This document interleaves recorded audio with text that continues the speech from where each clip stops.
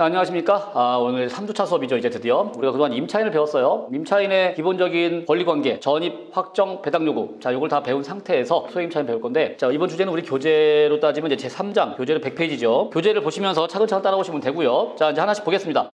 이 사건의 경우 보면요, 원래는 이게 낙찰가가 3,800이라 저당권자 3,000만 원 주고 나면은 임차인한테는 800밖에 못 간다 이랬던 거죠. 그래서 저당권을 갚니 안 갚니 이제 이런 얘기를 확인하라는 얘기였는데, 사실은 얘가 이제 800보다는 더 받습니다. 이제 그 얘기를 할 건데, 자, 이거는 워낙에 옛날 사건이라 벌써 3, 4년 전 사건이죠. 그래서 제가 최근 사건을 좀 만들어 봤어요. 자, 19년도 사건에 이런 사건이 있었는데, 근저당이 1억 2천이 있고 거기에 임차인이 5천이 들어갔어. 저당권이 2018년 1월, 임차인은 2018년 5월. 그래가지고 이제 2순위입니다. 자, 이제부터 잘 보세요. 낙찰이 1억이 됐다고 가정을 해. 1억이 됐다 그러면 근저당 1억 주면 남는 거 없죠? 임차인은 한 푼도 못 받고 끝. 이게 원래 이제 배당인데, 자, 이제부터 소액임차인 얘기를 할게요. 이 임차인이 소액임차인이야. 왜냐고요? 법 때문에 그런 건데요. 여러분들 교재에 100페이지 읽어보시면 돼요. 임대차법 제8조 보증금 중 일정액의 보호라고 해가지고요, 내용이 있습니다. 한번 읽어볼게요. 자, 임차인은 보증금 중 일정액을 다른 담보물권자보다 우선하여 변제받을 권리가 있다. 자, 이 경우 임차인은 주택에 대한 경매 신청 등기 전에 제3조 제1항의 요건을 갖춰야 한다 라고 되어 있어요. 그리고 이제 뭐 2항이 있고 3항인데, 3항에 보면 일정액의 범위와 기준은 대통령령으로 정한다. 소액임차인이라는 내용이 있고, 그 소액임차인이 되기 위해서는 일정한 금액이 돼야 되는 얘기고요. 그 금액은 대통령령으로 정한다 이런 얘기입니다. 지금 이 사건 현재 요 2019 타경 임차인은 소액임차인이냐, 소액임차인이라는 게 무슨 소리냐면요, 말 뜻 그대로요, 보증금이 적은 임차인이야. 우리가 이게 통상적으로 소액임차인 말을 쓰는데, 이 소액임차인이란 말 자체는 법에는 없어요. 그냥 일정한 금액 안에 들어오는 임차인은 법으로 보호해준다라는 말만 써있을 뿐이지 그 임차인에 대한 명칭은 없었는데, 그걸 우리끼리 소액임차인이다 라고 부릅니다. 자, 그럼 법에 의해서 보증금이 적은 건 얼마가 적은 거냐라는 거잖아요. 법에 아예 명시해놨어요. 얼마면 소액이다라고요. 일단 이 사건의 경우 법에 의하면 1억이 기준이에요. 1억. 그러니까 보증금이 만약에 1억 100이야 그럼 소액임차인이 아닌 거예요. 보증금이 1억 이하인 임차인은 소액의 자격이 있는 거고요, 보증금이 1억을 넘어서는 순간 소액의 자격도 없다 이 뜻이야. 법이 정한 기준선을 넘어서는 순간 그냥 애초에 자격이 없어. X. 그리고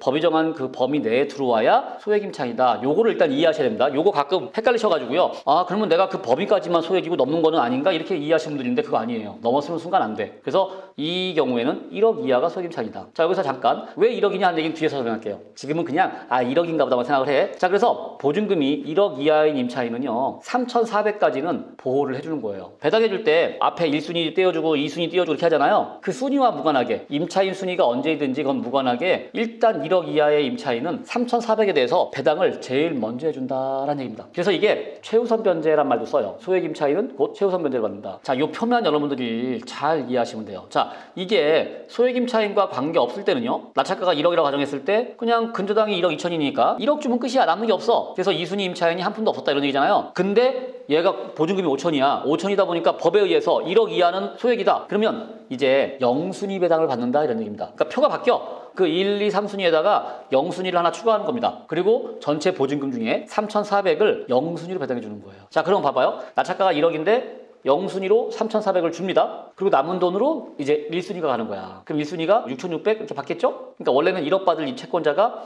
6,600을 받는다. 그리고 남는 게 없으니까 게임 끝. 1순위 근저당, 2순위 임차인, 3순위가 가압류 이렇게 돼 있었단 말이야. 근데 임차인이 0순위와 2순위에 둘로 쪼개진 거야, 배당이. 그러니까 5천 중에 0순위에 3,400을 주고 2순위에다가 1,600을 주겠다라고 이렇게 쪼갠 겁니다. 이 쪼갠다라는 개념이 뭔 말인지 좀 더 정확하게 제가 표현해드리기 위해서, 만약에 예를 들어 낙찰이 2억이라고 한번 가정을 해볼게요. 그럼 어떤 일이 발생하냐? 2억 가지고 0순위 3,400 줬죠? 자, 남은 게 1억 한 6천 남았잖아? 남은 1억 6천 가지고서 1순위를 가봐. 그때 1순위가 1억 1천 받는 임차인이잖아요? 그러니까 남아있는 1억 6천 가지고 또 1억 2천을 줘. 자, 또 남았죠? 거의 한 4천, 한 2, 300 남잖아요? 그거 남는 거 가지고 이번엔 2순위를 가는 거야, 2순위. 그러니까 2순위가 누굽니까? 임차인이죠. 이게 핵심이야. 여전히 임차인이 원래 자기 순위에 있어 받을 돈이, 근데 0순위에서 일부를 먼저 받았으니까 일부 받고 남아있는 못 받은 돈은 여전히 2순위에서 받을 수 있다 이 얘기인 거예요. 그러니 한 4,300 중에서 1,600을 주고, 그리고 남은 돈이 또 있어. 2천 얼마 남았잖아요. 얼마 남았으니까 3순위 가가지고요 2,760을 줬다 이런 얘기인 겁니다. 여기서 이제 핵심, 아까 제가 소액임차인 얘기할 때요, 금액이 넘었으면 무조건 자격 박탈이다 이런 얘기 했었잖아요. 그거 하나 정확히 이해하셔야 되고요.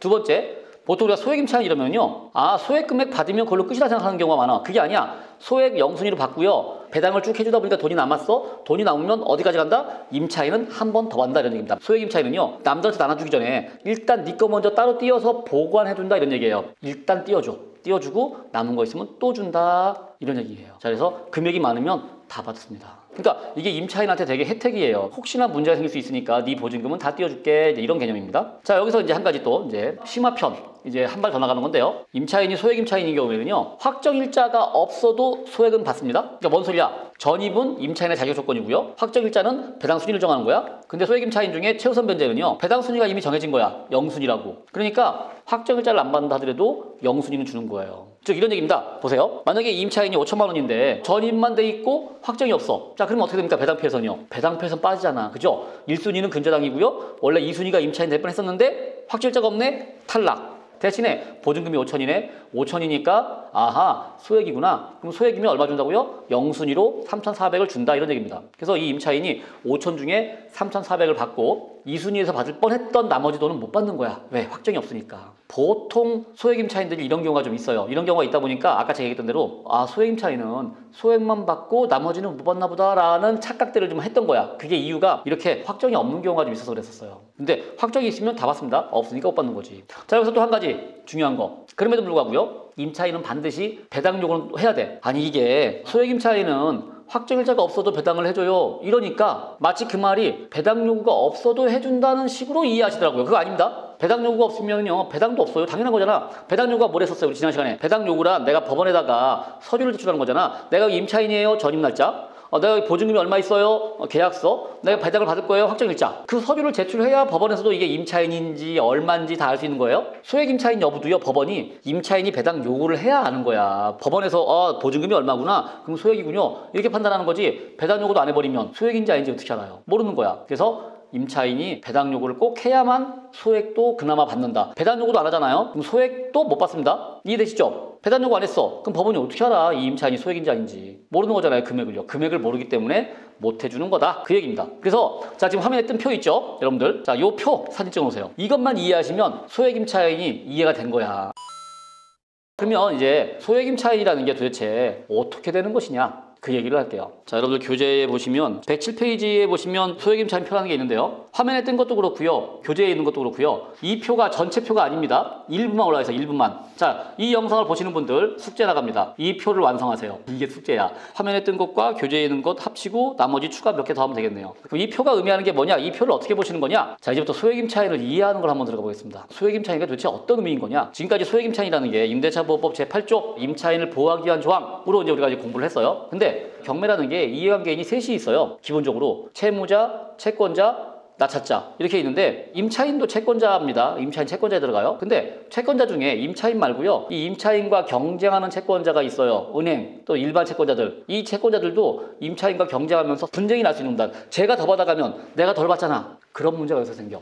은행 입장에서 한번 생각을 해볼게요. 자, 이런 집이 있다고 쳐. 한 2억짜리 집이 있네. 대출을 2억을 해주면 나중에 혹시나 이 채무자가 빚을 안 갚더라도 그 집을 팔았어. 즉 경매 넣어서 2억에 회수하면 되겠네. 자, 이런 집이 있다고 쳐요. 좋아, 이 집은 최소 2억은 회수할 수 있는 거야. 대출을 해줬는데 갑자기 임차인이 들어와요. 은행이 대출해줬던 시점에는 임차인이 없었어. 은행은 대출해줄 때 세대알람 해가지고 아무도 없구나, 깨끗해. 그럼 대출이 나오는 거잖아요. 그래, 은행이 대출일 때는 아무도 없었는데 그로부터 얼마 후에, 뭐 몇 달 후에 또는 몇 년 후에 심지어 갑자기 임차인이 들어와요. 물론 후순위야, 은행보다. 그리고는 경매에 넘어가네. 그리고 나찰이 되네. 자, 나찰이 됐는데 봤더니 이 임차인이 소액 임차인이네. 은행은 대출해줄 때는 없던 임차인, 그 임차인이 그 후에 들어왔는데 걔가 소액이면 어떻게 한다고요? 소액 임차인이 배당을 영순위로 받아간다라고 우리가 배웠죠, 좀 전에? 그런 문제가 발생을 합니다. 자, 임차인이 소액이야? 2010년 서울이야? 2010년 서울에 소액 임차인이 7,500에 2,500이었거든요. 7,500 이하인 임차인에 대해서는 2,500까지 준다, 지금 이 얘기를 하는 겁니다. 현재 임차인이 보증금이 5,000이에요. 2,500을 임차인을 먼저 떼주는 거예요. 그러면 은행이 2억을 돌려받을 줄 알았는데 임차인 때문에 2,500만 원만큼 손해본 거라는 얘기입니다.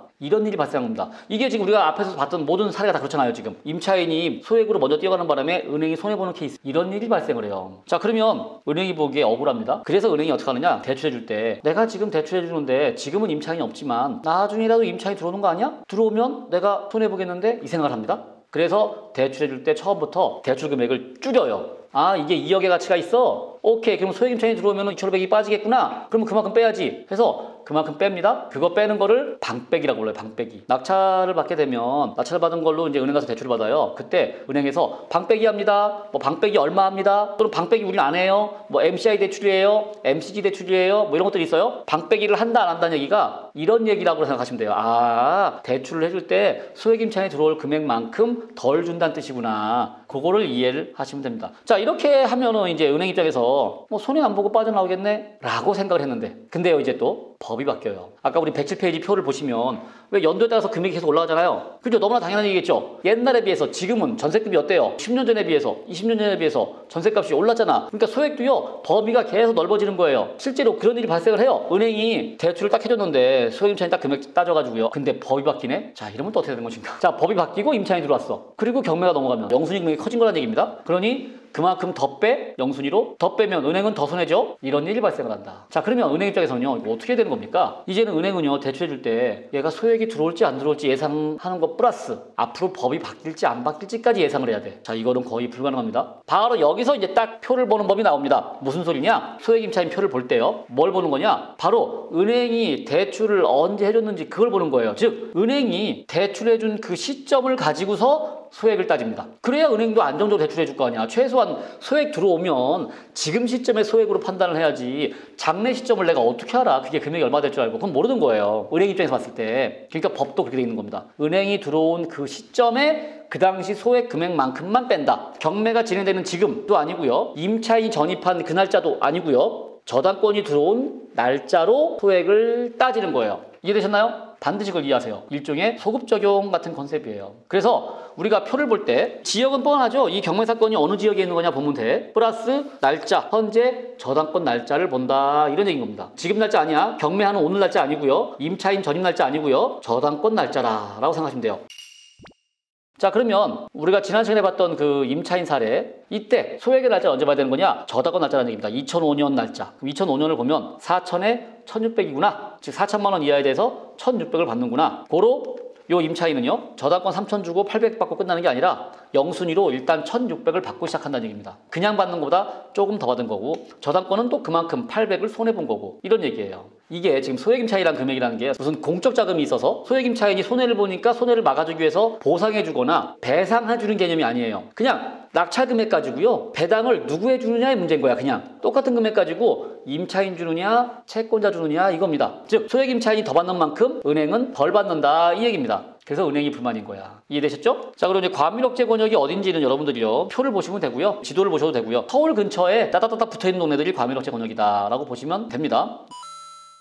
자, 그 다음에 이어서 또 사례를 볼게요. 자, 화면 보세요. 이거 교재에도 같이 있는 얘기니까 같이 보시면 됩니다. 자, 이 임차인의 경우는요, 소액일까 아닐까를 판단해보자는 얘기입니다. 근저당이 2001년이고요. 임차인은 2014년이야. 2014년에 6천이네. 그러면 소액일까니까. 자, 화면에 표를 제가 띄워줬습니다. 이 표를 보고 판단하시자. 현재 천호동입니다. 서울이죠? 그럼 날짜를 언제 날짜를 본다고요? 저당권 날짜죠. 2001년. 자, 봐봐. 임차인은요, 2014년에 들어왔어. 소액은요, 14년 소액이 아니라 2001년 소액이다. 이런 얘기인 겁니다. 2001년이면요, 왠지 느낌이 쎄하죠. 지금 3천만 원 이하야만 소액인 거예요. 이 집은 3천만 원 이하 임차인이 들어와야 그나마 소액을 받는 거지 3천 넘어서는 순간 소액이 아닌 겁니다. 왜? 근저당 때문에. 이게 뭔 소리냐? 서울에 유서 깊은 집들이 많습니다. 막 90년대 집들도 있어, 근저당이. 그래서 서울에서 내가 전세 구할 때요, 소액인지 아닌지 따지는 거 되게 애매해요. 그러니까 내가 보증금이 4, 5천인데도요, 소액이 안 되는 경우가 있어. 저당권이 옛날 거라서. 항상 저당권 날짜를 보시라. 그러니까 이 임차인은 소액이 안 된다. 그러면 배당 순위는 14년이야. 아유, 저 밑으로 밀려버리네요. 잘못하면은 한 푼도 못 받을 수도 있습니다. 자, 또 하나 살아볼까요? 이번에는 상계도 건데요. 얘는 임차인도 역시 14년입니다. 전입한 게 똑같아요. 방금 전에 본 거랑. 근데 근저당이 언제입니까? 근저당도 14년이네. 이거 왠지 조금 있어 보이죠? 14년이니까. 표를 볼게요. 자, 14년. 그럼 어딥니까? 9,500 이하에 대해서 3,200까지야. 그럼 얘는 소액이 되는 거예요. 8천인데도 불구하고. 좀 전 임차인은 6천인데도 불구하고 소액이 안 되는 거고요. 근데 얘는 8천인데도 불구하고 소액에 해당이 된다. 그래서 3,200을 먼저 받는다. 이런 얘기인 겁니다.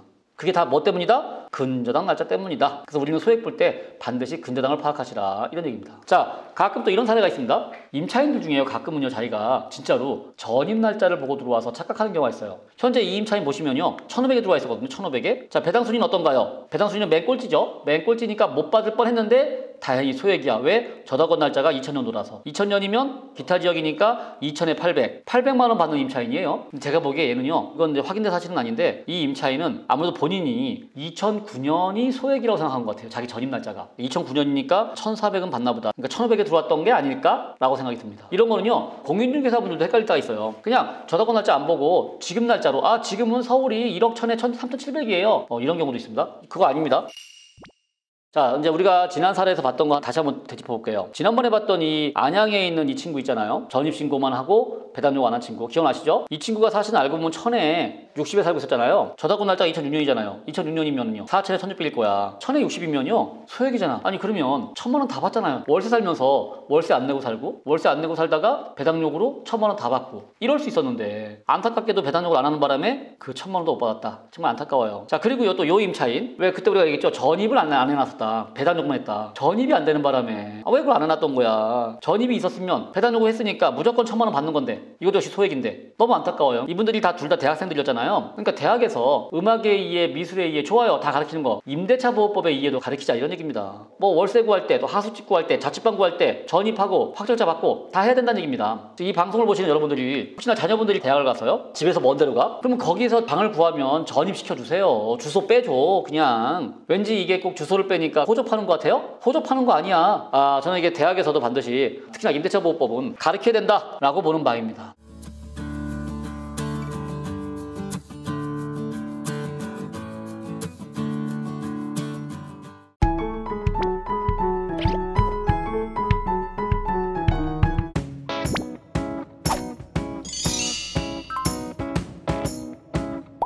자, 우리가 이제 소액 임차인을 쭉 보고 있는데요. 교재로는 122페이지에 해당이 되는데요. 아파트에 임차인이 둘이 사는 경우가 있어요. 임차인이 보증금 1500에 20, 뭐 1200에 10 이런 식으로 살고 있다. 방 하나씩. 자, 이게 구조가 보면 방 3개짜리 아파트입니다. 방 3개짜리 아파트에 방 하나씩 산다는 얘기야. 일단 소액 임차인 조항을 보면요. 법에 의하면 어떤 주택에 임차인이 몇 명 있어야 된다라는 조항은 없어요. 소액 임차인 조건이 뭐냐? 그 법이 정한 금액 이하만 되면 소액 임차인이야. 인원 제한은 없습니다. 간단히 말해서 현재 여기 임차인 2명, 신모 씨와 임모 씨가 있는데 이 임차인들은 둘 다 소액 임차인이고요. 금액이 맞아. 이 당시이고 2004년도면요. 4천에 1600입니다. 그건 나중에 여러분들이 표를 한번 보세요. 4천만 원 이하면 다 소액 임차인이야. 근데 한 명은 1500이고 이 신모 씨는 임모 씨는 1200이네. 그러면 소액이 된다 이런 얘기입니다. 그러면 어떻게 되는 거냐? 각각 소액이에요. 각각. 다 소액 임차인 자격이기 때문에 법이 정한 금액 4천에 1600이다? 그러면 1600까지 다 받는다. 만약에 뭐 요즘처럼 뭐 1억에 3400이다? 그러면 3400까지 다 받는다 이런 얘기입니다. 둘 다 1500과 1200을 다 받습니다. 합쳐서 2700을 받아가는 거야. 또는요, 이런 경우도 있습니다. 이렇게 임차인이 둘이 있는 경우도 있어요. 2000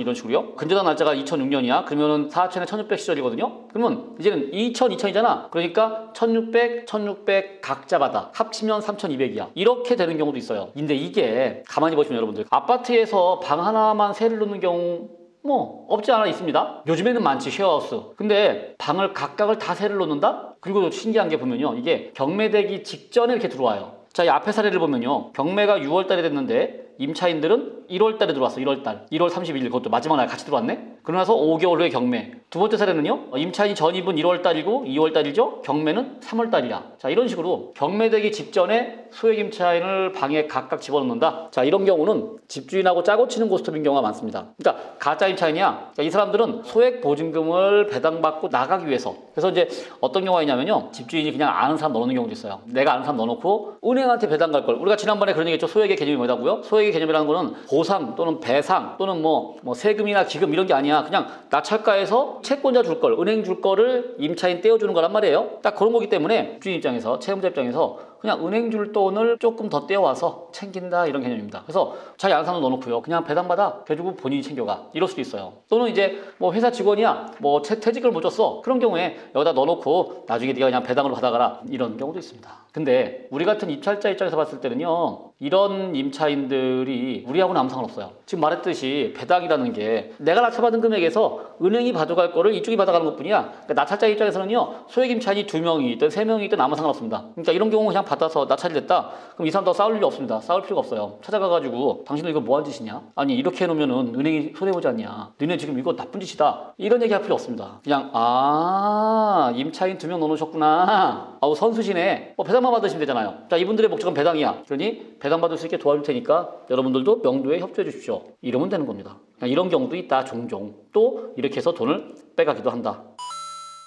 자, 근데 이렇게 임차인을 보호하기 위해서 만든 조항을요, 집주인들이 이런 식으로 활용을 해요. 지금 봤다시피 소액 임차인을 더 끼워놓고서 그걸로 배당을 받아가거나, 또는 어떤 경우도 있냐면요, 우리가 지금 투자하는 사람들 입장에서는요, 투자할 때 대출을 왕창 받아놓고 거기에 소액 임차인을 끼물 해가지고요, 투자금을 줄이는 기법도 있어요. 그 얘기는 좀 이따 이제 우리가 실시간 나방으로 할 때 그런 경우가 있다 설명을 드리기로 하고요. 그래서 지난 영상에서 은행 입장에서 소액 임차인이라는 게 되게 기분이 나쁜 거잖아요. 소액 임차인이 들어오는 순간 나는 배당이 줄어들어. 은행 입장에서는 기분이 나쁩니다. 그래서 은행이요, 어떻게 하느냐, 이런 식으로 소액 임차인이 있으면요, 일단 배당 배제 신청을 해요. 너 가짜인 것 같은데? 가짜니까 배당을 빼달라, 이런 식으로요. 옛날에 제가 초창기 할 때만 해도요, 한 15년 전, 20년 전만 해도요, 그런 일이 별로 없었어요. 그냥 배당 요구하면 다 배당해줬었거든요.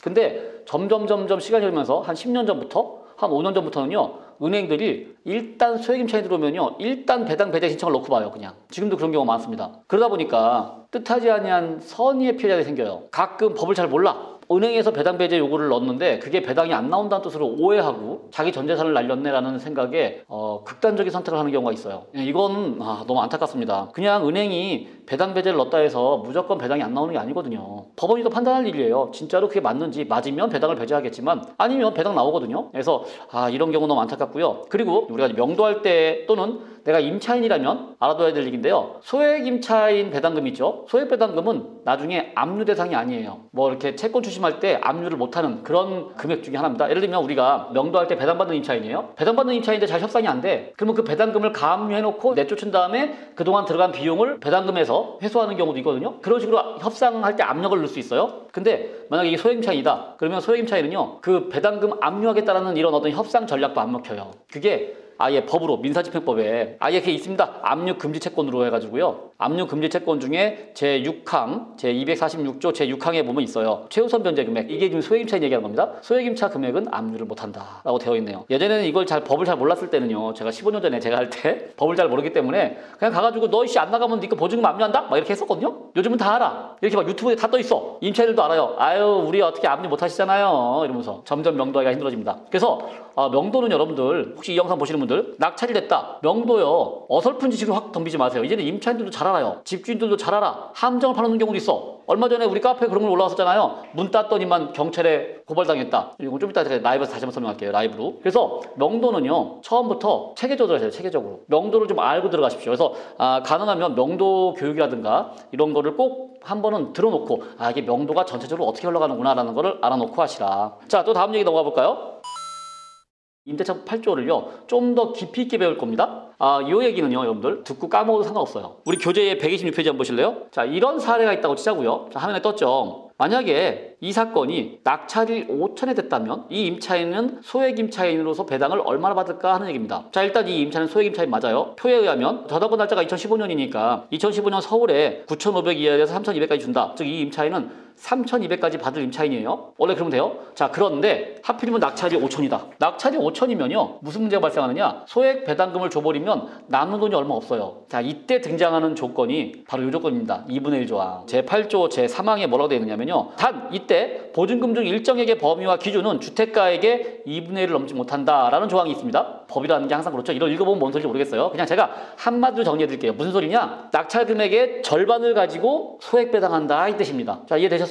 낙찰된 금액을 전체를 다 주는 게 아니라 낙찰된 금액 중에서 2분의 1, 절반이야, 절반만 가지고 소액 배당을 해줘요. 그래서 소액을 배당해주고 남잖아. 남은 거 가지고 다시 그냥 합쳐서 1순위가 들어간다는 얘기입니다. 즉 이런 얘기야. 이게 이제 낙찰이 5천이잖아요 지금. 5천의 절반 2,500. 자, 2,500 가지고 소액 배당을 들어간다, 이런 얘기입니다. 그러면 이 임차인은 지금 아까 본 대로 3,200까지 받을 수 있었잖아요. 근데 결론은 5천의 절반이니까 2,500이야. 그럼 2,500까지밖에 못 받는다가 되는 겁니다. 그래서 항상 여러분들이 소액 배당할 때는요, 낙찰가의 절반을 가지고 본다고 보시면 되는데, 근데 이런 일이 잘 발생하지는 않습니다. 소액 임차인이라는 게 금액이 워낙에 적기 때문에 집값의 절반을 넘는 경우는 없다. 근데 그럼 이 조항이 왜 있느냐? 이게 다가구 주택일 때 문제가 돼서 그래요. 다가구 주택. 다가구 주택이 뭔지 알죠? 임차인이 많은 집 있잖아요. 원룸 건물 막 10개 숨겨 있는 거. 자, 아까 우리가 좀 전에 아파트에 방 2개에 임차인 하나씩 들어온 거 얘기했을 때, 그때 각각의 임차인들은 다 소액이다 말씀드렸잖아요. 막 다가구 주택이면요, 만약에 방이 10개가 있어. 10명이 다 소액인 거야. 그럼 예를 들면 뭐 3,400이라고 쳐봐요. 그럼 10명이면 3억 4천이 날아가야 된다는 얘기야. 근데 낙찰가가 뭐 예를 들면 7억 8억이면 상관없는데 낙찰가가 5억이야. 그럴 때 문제가 되는 겁니다. 그러면 3억 얼마씩 줄 수가 없는 거야. 2억 5천 가지고 나눠준다는 얘기인 겁니다. 그래서 임차인이 많은 경우를 한번 얘기를 해볼게요. 자, 다가구인 경우. 예를 들면 이렇게 임차인이 한 3명씩 들어있다. 아까 방 2개의 임차인 들어가나 똑같은 겁니다. 임차인이 이렇게 5천, 5천, 5천 있어요? 그럼 얘들은 배당은 소액이 될 거니까 소액은 다 3,200, 3,200, 3,200씩 주면 된다 이런 얘기인 겁니다. 이건 어렵지 않죠? 그냥 각각 주면 돼요. 역시 여기서 물론 2분의 1 조항을 넘어서면 되는 거야. 그러니까 낙찰가가 2억 이상이다 이럴 때 되는 겁니다. 자, 근데 여기서 한 가지. 임차인이 많은데 각각의 임차인 보증금이 다른 경우, 이런 경우는 소액 배당을 어떻게 하면 좋을까요? 자, 5천, 6천, 7천이면 다 9,500 이하죠. 현재 이 표에 의하면요. 9,500 이하니까 다 얼마를 받는다? 맞아요. 3,200씩 받으면 돼. 보증금이 많든 적든 소액에 들어온 사람들은요, 다 그 소액만큼 받는 겁니다. 자, 여기서 잠깐 그러면 생각해볼까? 임차인이요, 보증금이 적을수록 배당을 많이 받는 효과가 발생을 해요. 3,500짜리 임차인이 있다. 그러면요, 거의 다 받는 셈이 되는 거예요. 그래서 이렇게 5,000이든 6,000이든 7,000이든 다 3,200을 받습니다. 이해되시죠? 자, 여기서부터는요, 진짜 어려워지는 얘기인데 계산을 잘해야 돼요. 머리에 김나기 시작합니다. 낙찰이 1억이면 1억 가지고 이걸 다 줄 수가 없는 거죠. 절반만 줘야 되는 거잖아요. 지금 5,000원을 가지고 배당을 해야 돼. 5,000 가지고 3,200씩 주려면 말이 안 되죠? 어떻게 나눠주면 되겠습니까? 자, 이제부터 비율이야, 비율. 여기서 안분배당이라는 개념이 나옵니다. 3,200씩 받을 사람들이니까 5,000 가지고 어떻게 나누면 돼요? 3.2대 3.2대 3.2. 즉, 비율로 1대 1대 1 된다는 얘기인 겁니다. 자, 이 사람들이 다 보증금은 5,000, 6,000, 7,000, 금액은 달라. 하지만 받을 금액은 3,200이야. 받는 건 똑같이 받는 거잖아요. 똑같이 받을 거니까 비율이 1대 1대 1이다. 그러면 결국은 5,000 가지고 1,666만 원씩 나누면 된다.가 되는 겁니다. 여기서 또 한 발 더 나가 볼까요? 만약에 임차인의 보증금이 하나가 확 작아진다면, 좀 전에는 5,000, 6,000, 7,000이었는데 이제는 5,000, 6,000, 1,000이 된다면, 보증금이 1,000이면은 얘의 소액 배당은 얼마까지 받을까요? 얘는 1,000까지 받는 겁니다. 3,200 주는 게 아니죠. 내 보증금을 넘어서는 거면은 넘지를 못하는 건 당연한 거겠죠? 자, 그러면 배당금이 3,200대 3,200대 1,000이 되는 거야. 즉 3.2대 3.2대 1이 됩니다. 복잡하죠? 그래서 5,000 가지고 이 비율대로 나눠갖는다. 그러니까 누군가가 적게 받으면 그만큼 누군가가 더 받는다 이겁니다. 이게 배당의 기본 원칙이에요. 그래서 여기까지 임차인이 많으면 이렇게 나온다. 실제로 여러분들이 실무에서 이렇게까지 배당표를 짜볼 필요는 없습니다. 자세하게 얼마까지 배당 받는 건지 하는 거는 경매계 계장님이 할 일이고요. 우리는 그냥 요 임차인은 배당을 받는구나, 못 받는구나. 그러니까 명도의 난이도, 아예 못 받으면 명도가 정말 깔끔했겠구나. 근데 일부라도 받아? 그러면 일부라도 받을 게 있으니까 명도의 지렛대가 되겠구나. 이런 정도로 생각하시라는 겁니다. 좋습니다. 소액 임차인 얘기를 이제 마무리할 때가 됐는데 재밌는 거 하나 보여드릴게요. 우리 교재에 123페이지에 있는 건데요. 아마 이 교재에 있으신 분들은 그 내용을 읽어보셨을 건데, 또 카페도 이 글이 있죠. 이 글이 있는데 뭔 말인가 싶으신 분들이 있었을 겁니다. 이게 소액 임차인 조항이라는 게 아까도 얘기했지만 이게 임차인을 위한 조항인데 이거를 활용하는 사람들이 있습니다. 자, 이렇게 활용을 해요. 상황을 한번 이제 생각을 해볼게요. 길거리 다니다 보면요, 이런 화면에 뜬 것처럼 전봇대 찌라시 같은 거 붙어있는 경우 가끔 있습니다. 뭐 싼 전세 막 3,000, 4,000, 5,000, 쉽게 말하면 방 3개짜리 아파트 전세 막 2억, 3억 들어가야 돼. 그런 건데 그거를 3,000, 4,000, 5,000 싸게 줄게요 이런 얘기인 거예요. 자, 이게 뭔 소리냐면요, 여러분들 이제 임장을 다니다 보면요, 가끔 경매 나온 집에 막 명함이나 우편물이 꽂혀 있는데 그걸 몰래 이렇게 보면 거기에 예를 들면 빚 많은 집 삽니다 이런 명함들이 가끔 꽂힙니다. 빚 많은 집 사요, 압류된 집 사요, 곧 경매될 집 사요. 더군다나 그거를요 그냥 사는 것도 아니고요, 당일 현금 매입해서 사요 이런 말들이 막 붙어 있는 경우 있습니다. 아니, 이게 무슨 금리빨도 아니고 현금 매입한데, 집주인 입장에서 집은 2억인데 빚이 막 3억이야 포기하고 있었어. 근데 누가 내 집을 사겠대. 그것도 현금을 주겠대. 그럼 당장 전화를 해봅니다. 진짜요? 하고 전화를 해봐. 그럼 그쪽에서 정말입니다 하고 연락을 합니다. 그리고 진짜로요 돈을 주고 사요. 한 1,000, 2,000 정도 줍니다. 그리고는 그 집을 자 이제 나한테 넘기세요 하고 이 집주인을 내보내요. 그리고는 아까 그렇게 전봇대 찌라시 붙여 싼 전세 있습니다 이러고요. 자, 이제 임차인 집을 구하러 다니죠. 임차인 집 구하러 다니는데 전세값이 비싸잖아요 요즘에요. 근데 갑자기 확 싼 게 보여. 막 2억 3억 이러던 것이 막 3, 4천이야. 전화해봐. 진짜로 그런 집이 있어요?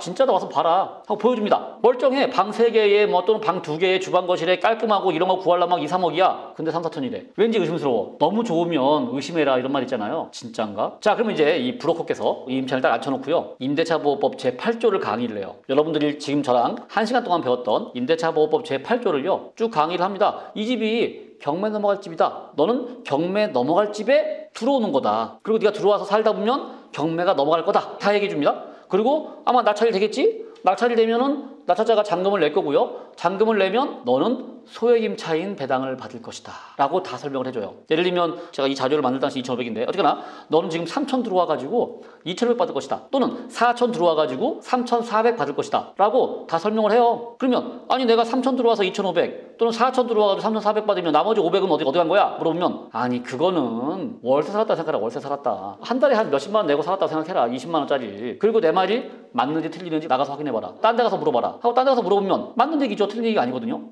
그러네? 하고 임차인 들어오는 거예요. 실제로 그런 집들이 있습니다. 여러분들이 경매 사건 검색할 때 소액 임차인 들어오는 것 중에요, 이렇게 들어오는 임차인들도 있어요. 자, 그러면 지금 생각해봐요. 소유자랑 브로커랑 임차인 중에 손해본 사람이 누가 있어요? 소유자는 어차피 경매 넘어갈 거 한 1, 2천 받고 나갔습니다. 임차인은요, 경매될 거 알고 들어왔고요, 비싸게 살 거를 싸게 살았어요. 5, 600 못 받는 거는 그냥 월세를 다 생각하는 거야. 불만이 없어요. 브로커는요, 돈 벌었네. 임차인한테 3, 4천 받아가지고요, 집주인 1, 2천 주고요, 한 2천 남았잖아요. 돈 벌었어. 이렇게 된 겁니다. 이렇게 돌고 있는 임대차보호법 8조 시스템이 있습니다. 자, 여기서 지금 한 가지 빠진 사람 있죠. 누가 빠진 겁니까? 이 표에서 보시면 채권자. 지금 이 돈이 누구 돈이야? 바로 채권자가 받을 돈, 채권자가 배당받을 돈 가지고 얘들끼리 돌린 거예요. 채권자가 갈 돈으로 돌렸다. 이 나머지 3명은 행복하다. 이런 게 있습니다. 제가요 이거를요 매 강의 때마다 얘기를 하거든요. 한 15년 전부터. 근데 한 2011년도인가 저한테 이 얘기를 들으신 분 중에, 우리 수강생 중에 한 분이 저거 좋은 아이디어인데? 하고요, 본인이 브로커를 했다는 뜻이 아니라, 브로커 물론 이거 짭짤하긴 한데 그건 좀 위험해요. 그걸 한 게 아니라 본인이 임차인 됐어요. 임차인. 한두 건 낙찰을 받다 보면요 돈이 모자라요. 그때 돈 만드는 방법 중에 하나야. 이게 그분이 어떻게 하셨냐, 본인이 살던 집을요 한 1억 한 1, 2천에 전세를 놨어요. 그리고는 그 돈 가지고 나와서 이런 집에 들어간 거야. 브로커랑 연락해가지고요 전세 3천에 들어간 겁니다. 그리고 자기는 남은 돈 가지고 7, 8천 가지고 또 경매를 한 거예요. 그리고 들어가 살다 보니까 내가 살던 집이 경매 나올 거 아닙니까? 그럼 내가 사는 집이니 시세 뻔히 알고 내가 임차인이잖아. 명도의 부담도 없잖아. 그래서 내가 낙찰을 받았다. 임차인 입장에서 낙찰을 받아가지고요 이사비도 내 왼손이 오른손 주고 끝, 이렇게 하고 들어오신 분이 있었어요. 그분이 바로 소액임차님입니다. 여러분들이 앞으로 실전팀 가면 만나게 될 소액임차님. 소액임차님이 그래서 닉네임이 소액임차가 됐어요. 이때부터. 바로 이 사건입니다. 방학동의 아파트인데요. 이거 한번 권리 분석해볼까요? 전입이 2012년 9월 20일이에요. 경매는요 2012년 10월 29일. 딱 한 달에 경매 들어갔어. 경매 들어가기 직전인 집에 2,500 전세를 들어간 거다. 소액으로. 이런 얘기입니다. 자, 이 얘기는 여러분들이 투자를 하다 보면 투자금이 모자랄 때가 있습니다. 그 투자금을 만드는 방법 중에 하나가 주거 비용을 낮추는 거야. 꼭 이런 집을 들어가는 얘기가 아니고요. 예를 들면 간단히 말해서 내가 아파트에 살고 있어요. 우리 집 전세 놓고 그 돈으로 빌라 전세를 가. 예를 들면 아파트가 뭐 전세가 5억이야. 빌라가 뭐 2억이야. 나 차액 3억 생기잖아요. 그걸 투자하는 거야. 또는 내가 지금 전세 살고 있어요? 그럼 월세로 가. 전세 뭐 2억에 살고 있어? 그럼 월세 뭐 2천에 한 70짜리 가요. 아니 그러면 한 1억 5천 남잖아. 그걸로 투자하는 거고요. 그러니까 이런 식으로 내가 주거 환경을 살짝만 바꿈으로 해가지고요. 그러니까 2보 전진을 위한 1보 후퇴잖아요. 그래서 살짝만 생각을 바꿔도요 투자금을 확보할 수 있다. 그리고 그걸로 돈을 벌어서 더 좋은 곳으로 다시 가면 되잖아요. 그런 생각을 해보자 라는 차원에서 얘기를 했고요. 여러분들도 투자금을 충분히 마련할 수 있다는 얘기입니다. 자, 이렇게 해서 오늘 여기까지 소액임차인 얘기를 했고요. 다시 이어서 안부배당을 보도록 하겠습니다.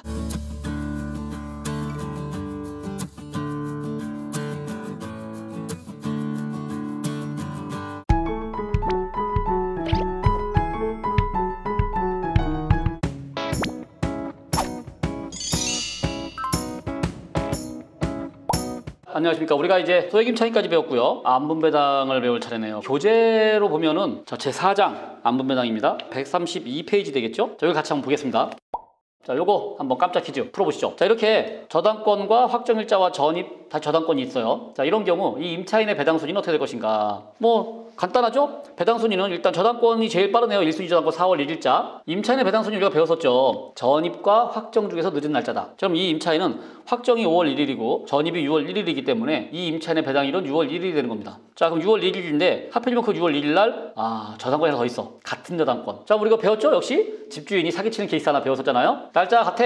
날짜가 같으면 임차인은 다음날 0시부터 효력 발생이라고 배웠죠? 결국은 배당도 그 다음날이 되는 거라고. 그래서 이 임차인이 결국 6월 1일자 저당권보다 순서가 늦어서 배당 순위는 3순위가 된다. 자, 그러면 배당을 해보면 나차를 1억이라고 가정했을 때 그렇죠. 1순위 5천 주고 나면 남는 5천은 또 2순위 저당권자가 받고요. 그럼 임차인은 받는 게 없네. 여기까지 우리가 이제 아는 거고 이제 배웠고요. 자, 그런데 만약에 이런 경우라면 어떻게 될까요? 저당권은 그대로 있고요. 임차인이 전입과 확정일자만 바뀌었습니다. 전입이 5월 1일, 확정일자가 6월 1일. 그럼 이 임차인의 배당은 언제라고요? 6월 1일이야. 전입과 확정 중에 늦은 날짜 6월 1일. 자, 그러면 6월 1일 날 배당을 해줘야 되는데 하필이면 그날 역시 또 저당권이 있네. 자, 그러면 둘 중에 누구가 먼저냐 지금 이 얘기가 생기는 겁니다. 전입은 우리가 지금까지 배웠죠. 전입은 다음날 0시다라고 배웠어. 확정에 대해서는 언제다라는 얘기 들어본 적이 없죠. 맞아요. 확정일자는요 효력 발생일이 따로 정해지지 않았습니다. 그 얘기는 뭔 소리냐? 당일 효력 발생이라는 얘기예요. 당일. 이거 가끔 착각하시는 분들이 있습니다. 전입이 뒤로 밀리다 보니까 확정일자도 뒤로 밀리다 생각하는데 그거 아닙니다. 확정일자는 그냥 당일 발생이다. 그러면 확정일자랑 저당권이 날짜가 같아서 당일날 효력 발생하면 둘 중에 누가 우선순위가 있느냐, 누구 먼저 배당해야 되느냐 이런 문제가 생기는 거예요. 이게 오늘 배울 주제입니다. 이런 경우는요 우선순위를 매길 수가 없어. 우선순위를 매길 수가 없으면 어떻게 하면 됩니까? 동순위야 동순위. 동순위가 되면요 똑같이 나눠주면 돼요. 우리가 아까 소액 임차인 배웠잖아요. 소액 임차인 중에 임차인이 많은 경우 똑같이 균일하게 나눠줬잖아요. 균일하게. 사실은 거기서 이미 얘기가 나왔는데요. 똑같은 얘기입니다. 이렇게 순위를 매길 수 없는 경우 안분배당 들어갑니다. 안분배당이라고 부르거나 또는 평등배당이라고 부르는데 뭔 소리냐? 금액을 똑같이 N방 한다는 얘기입니다. 낙찰가가 1억이에요. 1억 가지고 일단 1순위는 줍니다. 1순위하고 변한 게 없으니까 1순위 5천 줘. 5천 주고 남은 5천이 있잖아요. 그 5천 가지고 2순위를 줘야 되는데 2순위가 2명이네. 그러니까 둘이 똑같이 나온다. 즉 n분의 1 한다. 라는 얘기입니다.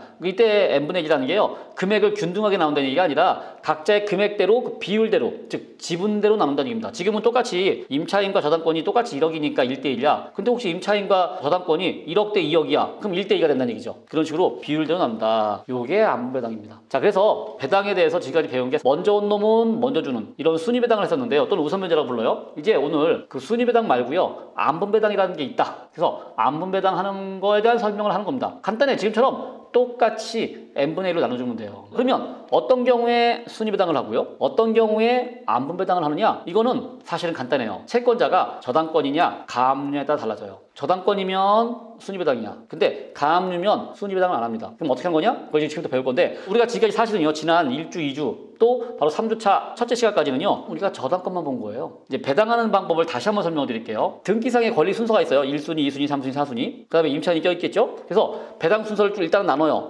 배당 순서를 나눈 다음에 1순위부터 밑으로 내려가면서 얘가 순위배당할 채권자냐 아니면 안분배당할 채권자냐 그걸 매번 그때그때 결정하는 거예요. 이게 순위냐 안분이냐. 다시 말해서 이게 저당권이냐 가압류냐 매 순서마다 따지는 거예요. 그래서 저당권이면 순위배당, 가압류면 안분배당을 한다 이런 얘기입니다. 기본 원칙은 변함이 없습니다. 1순위부터 차례차례 주긴 주는데 1순위가 근저당인지 가압류인지 즉 순위배당인지 안분배당인지 또 2순위가 근저당인지 가압류인지 즉 순위배당인지 안분배당인지를 따진다는 얘기입니다. 자, 요 화면에 뜬 거. 요게 우리가 지금까지 배운 방식이에요. 몽땅 근저당만 있어. 그럼 어떻게 하면 됩니까? 순위배당이야. 그냥 자기 금액 다 주고 남은 게 있으면 그 다음 놈 주면 돼요. 근저당이 1억이 있는데 낙찰가가 1억 5천이에요. 그럼 어떻게 되겠습니까? 암산 딱 되죠? 그냥 1억 주고 5천 주고 게임 끝? 이런 얘기입니다. 어렵지 않죠? 자, 여기에 만약에 임차인이 있다. 역시 임차인도 똑같았었죠? 1순위 1억 주고요. 임차인한테 남은 돈 5천 주고 게임 끝? 3순위 4순위 없네? 이렇게 했었죠. 자, 저당권이나 가압류는 채권에 아예 정의가 돼 있습니다. 순위배당, 안분배당 한다라고 돼 있습니다.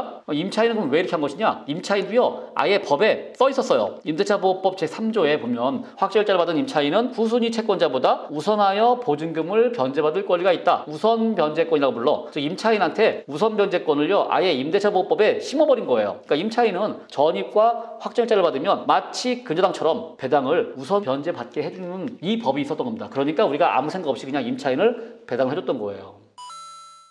자, 실제 사례를 하나 볼게요. 교재 138페이지에 보면 자, 요 사례가 있는데요. 이게 제가 2006년에 낙찰받은 거네요. 벌써 15년 전이네요. 보시면 저당권이 있고요. 가압류가 있고요. 그 다음에 임차인이 있죠. 낙찰가를 보시면 4,921만 원입니다. 자, 2등 금액 보이시죠? 2등 금액이 4,920만 9천 원이야. 1,000원 차이. 자, 법원 여러분 가보셨나요? 법원 가보시면 법정 앞에 나와가지고 입찰하잖아요. 이거 입찰할 때 저하고 이제 어떤 여자분이 한 분 있었어요. 2명이었습니다. 집행관님이 불러놓고 이제 금액을 딱 보면서 그러는 거예요. 1,000원이네? 1,000원이네? 하는 걸 저는 1,000원이네? 이렇게 들었는데 자, 금액을 불러주는데 어디서 오신 안정일님 4,921만 원 그리고 또 어디서 오신 누구님 4,920만 9천 원 1,000원 차이. 그때 방청석이 와 막 이러고 재밌었어요. 자, 어쨌거나 자, 권리분석해 보면요. 이게 임차인이 3순위예요. 그죠? 저당권 있고 가압류 있고 그리고 임차인입니다. 자, 보시면 저당권이 2000년 7월, 가압류가 2005년 1월, 임차인이 2005년 2월 달이야. 3순위입니다. 게다가 이 임차인이 그럼 이제 소액인가 봤더니 2000년 7월에 평택이면 기타 지역입니다. 2천만 원 이하야 소액이. 소액도 안 돼요. 3,500이라. 그래서 이 임차인은 소액도 안 되고 순위는 3순위고. 자, 그럼 어떻게 된 겁니까? 우리가 배웠던 방식대로 그냥 배당을 하면은요, 나차지 4,900이야. 4,900에 저당권자 2,800 주면 가압류권자가 2,600이죠? 그러면 2,600이면 2,100밖에 안 남았잖아? 임차인이 한 푼도 못 받는 케이스가 된 겁니다. 그럴 뻔 했던 건데, 자, 이게 이제 안분배당입니다. 무슨 소리냐? 알고 봤더니 2순위가 가압류예요. 가압류면 안분배당한다 그랬잖아요. 그냥 순위배당 끝나는 게 아니라 이렇게 되는 겁니다. 자, 1순위를 봤더니 근저당이네? 자, 근저당이니까 2,800을 줍니다. 근데 2순위 내려와. 자, 2순위 내려왔더니 가압류죠. 가압류면 아까 뭐 한다고요? 안분배당한다. 어떻게 하는 거냐? 안분배당이라는 게 2순위가 나머지 밑에 애들하고요. 자, 채권 금액을 확인해 봅니다. 그래가지고 채권 금액을 비율대로 나눈다. 결과를 보여드릴게요. 이게 그냥 설명하면 되게 헷갈리는데요. 이런 겁니다. 배당을 해줄게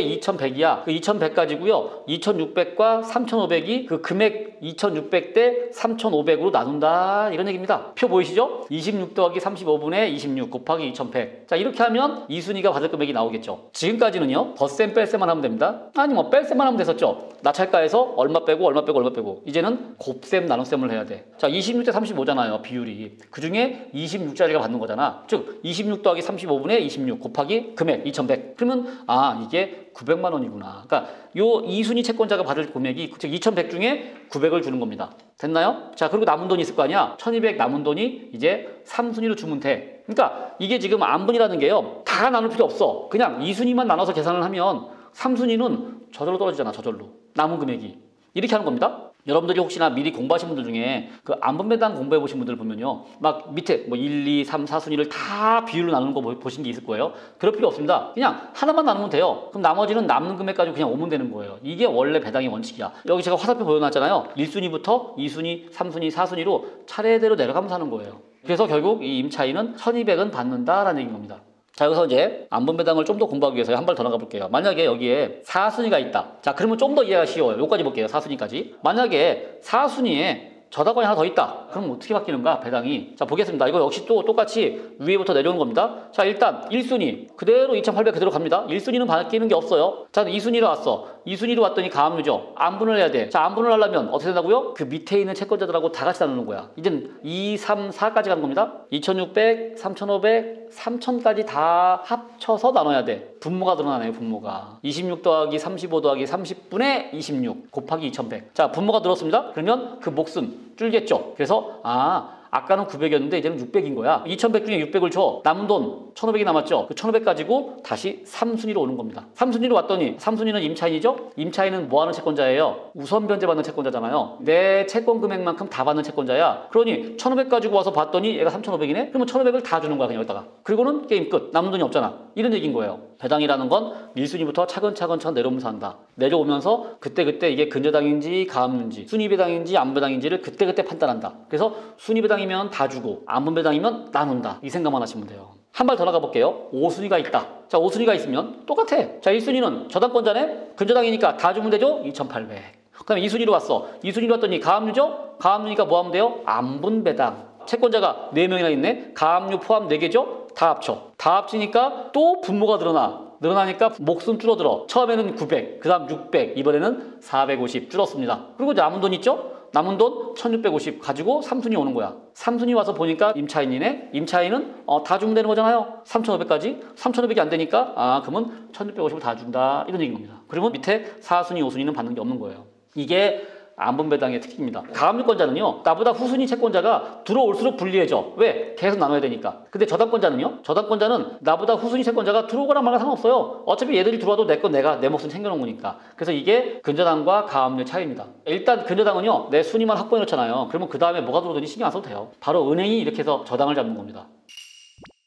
자, 만약에 가압류가 여러 개 있으면 어떻게 될까요? 예를 들면 가압류가 하나만 있는 게 아니라 2순위와 3순위가 가압류야. 자, 그럼 어떻게 될까요? 뭐 바뀐 거 없어요. 똑같이 하면 돼요. 자, 1순위 근저당은요, 그대로 가겠죠. 자기 채권 금액 2,800 다 받아. 그럼 2순위로 왔네? 2순위가 가압류야. 가압류니까 안분하면 돼. 안분했더니 450, 안 받겠으니까 그대로예요. 자, 남은 돈 1,650 남았죠? 1,650 가지고 3순위로 왔는데 3순위도 가압류네? 자, 그럼 뭐 하면 된다고요?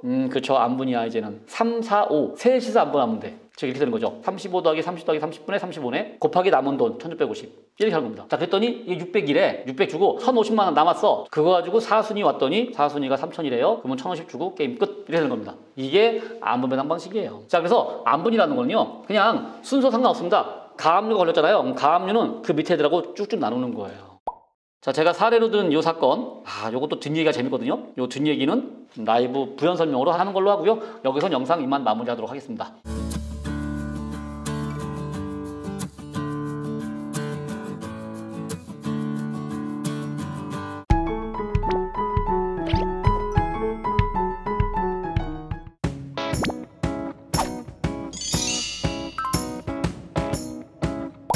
자, 그래서 이제 우리가 지금까지 순위배당과 안무배당을 봤는데요. 이번 기회에 물권과 채권의 개념을 한번 설명하고 넘어갈게요. 그 채권자는 사실 크게 두 가지입니다. 담보물권이라는 게 있고요. 일반 채권이라는 게 있습니다. 이게 두 개가 민법에 자세하게 설명이 되어 있는데 우리는 이제 경매를 배우러 온 거죠. 법을 자세히 배우러 온 건 아니야. 너무 깊이 있게 배울 필요는 없습니다. 민법을 그렇게 자세하게 배우잖아요. 그러면 사시에 합격해요. 우리의 목적은 사시 합격이 아니잖아요. 그러니까 우리는 그냥 경매하기 딱 좋은 정도만 그만큼만 알자. 이 물권과 채권이라는 것도요. 깊이 있게 알 거 없이요. 딱 경매 용도만 알면 돼. 일단 물권과 채권이라는 게 저당권이 물권인 거예요. 가압류가 채권인 거야. 그러니까 우리가 지금까지 배웠던 저당권과 가압류의 성격이 물권과 채권의 성격입니다. 저당권은요, 어떤 성격이 있었습니까? 우선면제권, 즉 순위배당을 받고요. 가압류는 안보배당을 합니다. 그리고 여기까지 배웠잖아요. 하나만 더 알면 돼. 저당권 같은 물권들은요, 경매를 넣을 때 임의경매를 넣을 수 있어요. 그리고 가압류 같은 채권자들은요, 일반 채권자들은요, 강제경매를 넣어야 돼요. 뭔 소리야? 임의경매라는 건 뭐냐면요, 채권자가 원할 때는요, 아무 때나 경매를 채권자 마음대로 넣는다, 이런 뜻인 거예요. 사실은요. 내가 저당권 설정해놨는데 이자를 안 줘? 이자를 안 주면 경매 넣어버리는 거예요. 그냥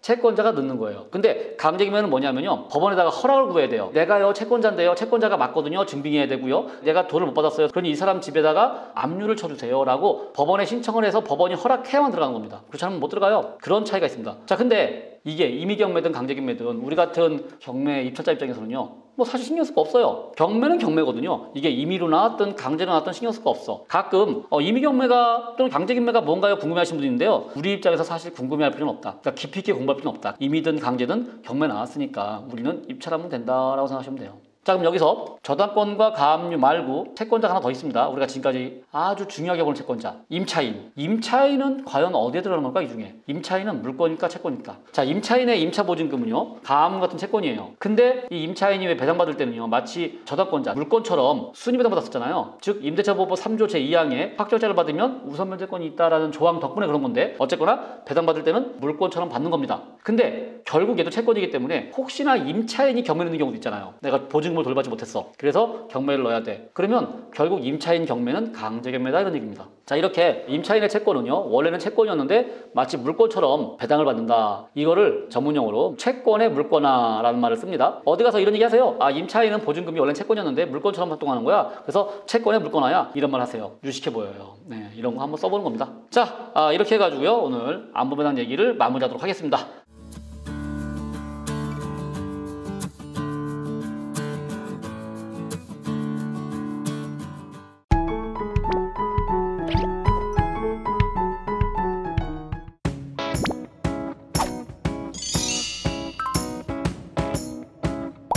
사주차 제1교시고요. 교재 갖고 계신 분들은 148페이지부터 보시면 됩니다. 제5장이죠. 그러니까 다가구 주택이라는 게 임차인이 많습니다. 많다 보니까 이게 한눈에 안 들어와. 지금 화면에 뜬 거는 이제 제가 2008년쯤 했던 건데요. 임차인이 4시 있습니다. 임차인이 4명만 되더라도 좀 헷갈려. 자, 여러분들, 임차인이 많은 거를 볼 때는 어떻게 하면 되느냐? 일단 집을 그려보세요. 그려본다는 말이 뭔 말이냐? 이런 겁니다. 각각의 임차인들에 대한 정보가 있어요. 뭐 1층에 살아요, 2층에 살아요, 뭐 201호에 살아요, 301호에 살아요. 이렇게 각각에 대한 임차인들의 정보가 있으니까 그 정보를 바탕으로 구조를 그려보는 거야. 현재 이 집 같은 경우는 예를 들면 2층 임차인 이명순 씨, 1층 임차인 최인호 씨, 그다음에 지하에 2명 박진아, 노경임 이렇게 있다. 그대로 그려보는 겁니다. 그래서 보증금 얼마 이렇게 다 적어봐요. 구조를 그려보면요, 전체적인 보증금도 파악이 되고요. 그리고 혹시나 뭐 빠진 집이 있는지 없는지, 또는 누가 선순위고 후순위인지가 다 파악이 돼. 예를 들면 임차인이 많다. 뭐 한 10개, 20개 된다. 하더라도 마찬가지입니다. 자, 이것도 제가 이제 예전에 평택에 입찰할 때 한번 썼던 건데, 임차인이 18명이나 있었어요. 18명의 임차인을 각각 다 적어보는 거야. 적어보면 누가 빠졌는지, 얼마인지, 선순위인지 후순위인지가 한눈에 파악이 된다. 일단 여러분들 다가구 주택에 관심이 있다 하시는 분들은 이렇게 보시면 됩니다. 자, 이 사건 보시다시피 화면에 떠있죠? 등기 입주하라라고 근저당 가압류 떠있고 임차인도 쪼르륵 있어. 이걸 가지고 권리 분석을 해야 됩니다. 다가구 주택이라고 해가지고요, 권리 분석이 특별히 다를 거 없습니다. 그냥 똑같아요. 우리가 첫째 할 일이 뭡니까? 말씀해준 권리. 두 번째는 임차인의 선후 따지는 거죠. 그리고는 배당 순서를 따져. 마지막으로 소액 임차인 여부까지 쭉 우리가 지금까지 배운 것하고 똑같은데 단 임차인의 순서, 즉 2번과 3번을 계속 반복한다. 임차인 개수만큼이라고 보시면 돼요. 이 사건의 경우 말씀해준 권리가 뭡니까? 근저당이네요. 2002년 7월달 박모 씨의 근저당 1,500. 그리고 그 밑으로 근저당 기업은행이 또 있는 겁니다. 자, 이렇게 놓고서 그다음 뭐 하면 됩니까? 임차인을 위아래로 배치하면 돼. 전입 날짜에 따라 가지고요. 선순위, 우순위를 쭉 배치해 본다. 임차인 4명이 있는데 4명을 쭉 배치를 해봤더니 이명순 씨가 2000년 4월 4일, 최인호 씨가 2000년 4월 14일, 박진환 씨가 2001년 10월 19일, 그리고 노경임 씨가 2003년 4월 2일로 각각 1, 2, 3, 4가 쭈루루 배치가 되네요. 그럼 봤더니 딱 나왔죠? 선순위는 우리가 배웠죠? 말씀해준 것보다 빠르면 선순위야. 그래서 요 4 임차인 중에 3명은 선순위입니다. 그리고 1명이 후순위네요. 그러면 선순위는 당연히 다 대항력이 있는 거야. 혹시나 이 임차인이 배당을 뻗는다. 그러면 우리가 인수하는구나. 후순위는요. 대항력이 없는 거죠. 자, 이 상태에서 이제 그 다음 할 일이 뭡니까? 배당 순위를 따지는 거야. 임차인이 4명이니까 4명 각각에 대해서 배당 순위를 따져본다. 자, 그러면 첫 번째 임차인 이명수 씨부터 볼까요? 전입은 4월 4일인데 확정일자는 1년 후에 받았네요. 2001년 4월 23일. 그리고 이 임차인의 배당 순위는 어딥니까? 예, 확정일자죠. 어렵지 않죠? 자, 그 다음 두 번째 임차인 최인호 씨. 최인호 씨는 봤더니 전입은 4월 14일인데 일단 전입하기 전에 먼저 확정일자를 4,500을 받았었네요. 원래 이게 5,000이야 보증금이 5,000인데 4,500을 먼저 했다가 그중 2년 후에 500으로 증액했구나. 우리 증액하는 임차인도 배웠었잖아요. 똑같아. 그냥 그렇게 하면 돼. 이 임차인은 1차로 4,500이었다가 2차로 500이구나. 그럼 4,500은 어디서 받느냐? 확정일자와 전입 중에 이번에는 확정일자가 빠르고 전입이 늦네요. 그러니까 4,500은 전입에 받고 그 다음에 500은 어디서 받으면 돼요? 2차 확정. 그래서 500은 2차 확정으로 받는구나 라고 해서 이 최인호 씨는요 5천만 원 중에 4,500과 500을 나눠서 받는 겁니다. 예, 그 앞에 이명순 씨는 5천을 한 번에 받는 거잖아요. 이렇게 차이가 난다. 그래서 이제 보니까 최인호 씨의 4,500을 먼저 받네요. 그리고 이명순 씨의 5,000, 그 다음에 다시 이어서 또 최인호 씨의 500을 받는다. 자, 그 다음에 세 번째 임차인 박진환 임차인이 셨습니다. 자, 박진환 씨는 전입은 2001년 10월인데 확정일자가 2003년, 2년 후에 받았네요. 자, 그러면 이 임차인의 배당은 2003년인 거죠. 그리고 이 임차인 박진환 씨는 2003년도에 배당을 받게 되고, 근데 이 박진환 씨는 우리가 아까 앞에서도 봤지만 선순위 임차인이죠. 그러니까 혹시나 배당 순서가 늦어져가지고 배당을 못 받아 하더라도 선순위니까 그 임차 보증금에 대한 걱정은 없다. 안 되면 나차차가 물어준다. 자, 네 번째 임차인 노경임 씨를 볼까요? 노경임 씨는 전입이 2003년인데 확정일자는 2000년이네요. 되게 빠르네요. 쉽게 말하면 2000년도에 확정일자만 받아놓고 전입을 안 해놨다가 뒤늦게 3년, 4년 만에 전입을 했다. 이런 얘기입니다. 왜 이랬느냐? 라는 건 우리가 알 필요 없어요, 사실은요. 알면 뭐해? 안다고 권리 분석이 달라지는 건 없잖아요. 이 임차인은 그냥 확정이 빠르고 전입이 늦구나. 고로 전입이 늦는 바람에 대항력도 없고 더군다나 배당 순서도 늦구나. 이런 얘기인 겁니다. 자, 근데 이 임차인은요, 아마 지난 영상에 제가 설명했을 거야. 원래는 전입이 있었어요, 그 앞에 있었는데 중간에 전입을 뺀 거예요. 안타깝게도. 빼는 바람에 이렇게 대항력이 늦춰졌다. 그래서 절대로 전입을 빼지 말자. 보증금 받기 전에는 빼지 말자. 이겁니다. 자, 그래서 이제 임차인들의 배당 순위가 쭉 정리가 됐습니다. 자, 그럼 여기다가 이제 아까 봤던 저당권 있죠? 등기상 권리. 등기상 권리랑 임차인들의 순서를 쭉 맞추면 그게 바로 배당 순위예요. 1순위부터 8순위까지 순위가 쫙 정해졌네요. 자, 이렇게 해서 등기상 권리랑 임차인의 권리가 정리가 됐어요. 배당 순위가. 남은 게 뭡니까? 소액 임차인이죠. 이제 이 소액 임차인인지 아닌지 여부를 따져야 돼. 여기가 홍은동입니다. 홍은동이니까 서울이고요. 서울에 언제 날짜를 보는 겁니까? 근저당 날짜 2002년도죠. 그러니까 2002년도 서울에 그 당시에 소액은 어떻게 된 거냐를 보는 겁니다. 그러니까 여러분들 한번 우리 교재에 그 소액 임차인 표를 보세요. 소액 임차인은 왜 필요 없다 했잖아. 볼 줄만 알면 돼. 표를 보면 돼. 자, 2002년 서울 얼마입니까? 4천에 1600이야. 4천만 원 이상인 임차인, 즉 최인호 씨나 이명순 씨는 소액에 해당이 안 된다. 그리고 박진환 씨나 노경임 씨는 1800과 2000이니까 소액이 된다. 그러니까 이분들은 다행히도 배당을 늦어서 못 받을 뻔했는데 다행히 소액이구나. 그럼 이 노경임과 박진환은 이제 어떻게 되는 겁니까? 배당은 이 보증금 중에 영순위 배당을 먼저 받는 거죠? 영순위로 얼마씩 받는 겁니까? 보증금은 1800, 2000 각각 다르지만 소액은 얼마를 받는 거예요? 1600을 받는 거야 똑같이. 그래서 영순위로 노경임, 박진환 둘 다 1600. 그러면 남는 금액은 노경임 씨는 200, 박진환 씨는 400. 남는 거는 여전히 7, 8순위에 받는다. 돈이 남으면 마저 받아요. 이게 실제로 우리가 낙찰이 한 3억 좀 넘었었거든요. 그래서 실제로는 배당을 다 받았습니다. 그래서 이렇게 권리분석하는 거예요. 어렵지 않죠? 이게 다각으로 해서 어려울 거 없어. 그냥 A4 용지 펼쳐놓고요. 말씀드림을 적어요. 적은 다음에 임차인을 위아래로 쭉 나열하면 되는 거예요. 그리고 확정일자 쭉 배치하고요. 임차인이 많으면 더 큰 종이 하세요. 그렇게 하면은 권리 분석은 된다.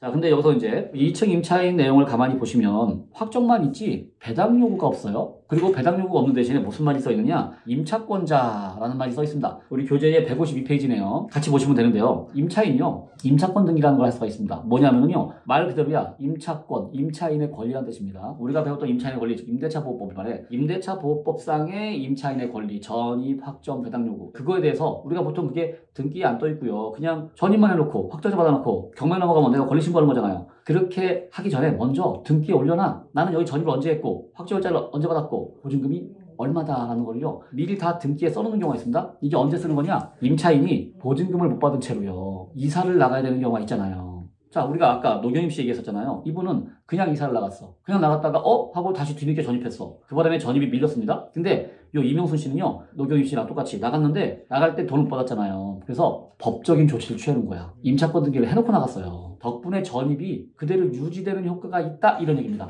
내가 딴 데로 이사를 가잖아요. 딴 집에 또 전입해야 될 거 아닙니까? 그럼 그쪽으로 전입하면 내 주소가 빠지잖아요. 그쪽으로 주소는 빼긴 뺀 건데 내가 등기에다가 올려놓은 거야. 나는 이 집에 임차인이었고 아직도 돈을 받을 권리가 있다. 못 받았다. 라고 등기에 써놨습니다. 그러면 내가 딴 쪽으로 전출을 하더라도요, 여전히 임차인으로 인정이 돼요. 즉 전입과 확정이 그대로 유지가 돼요.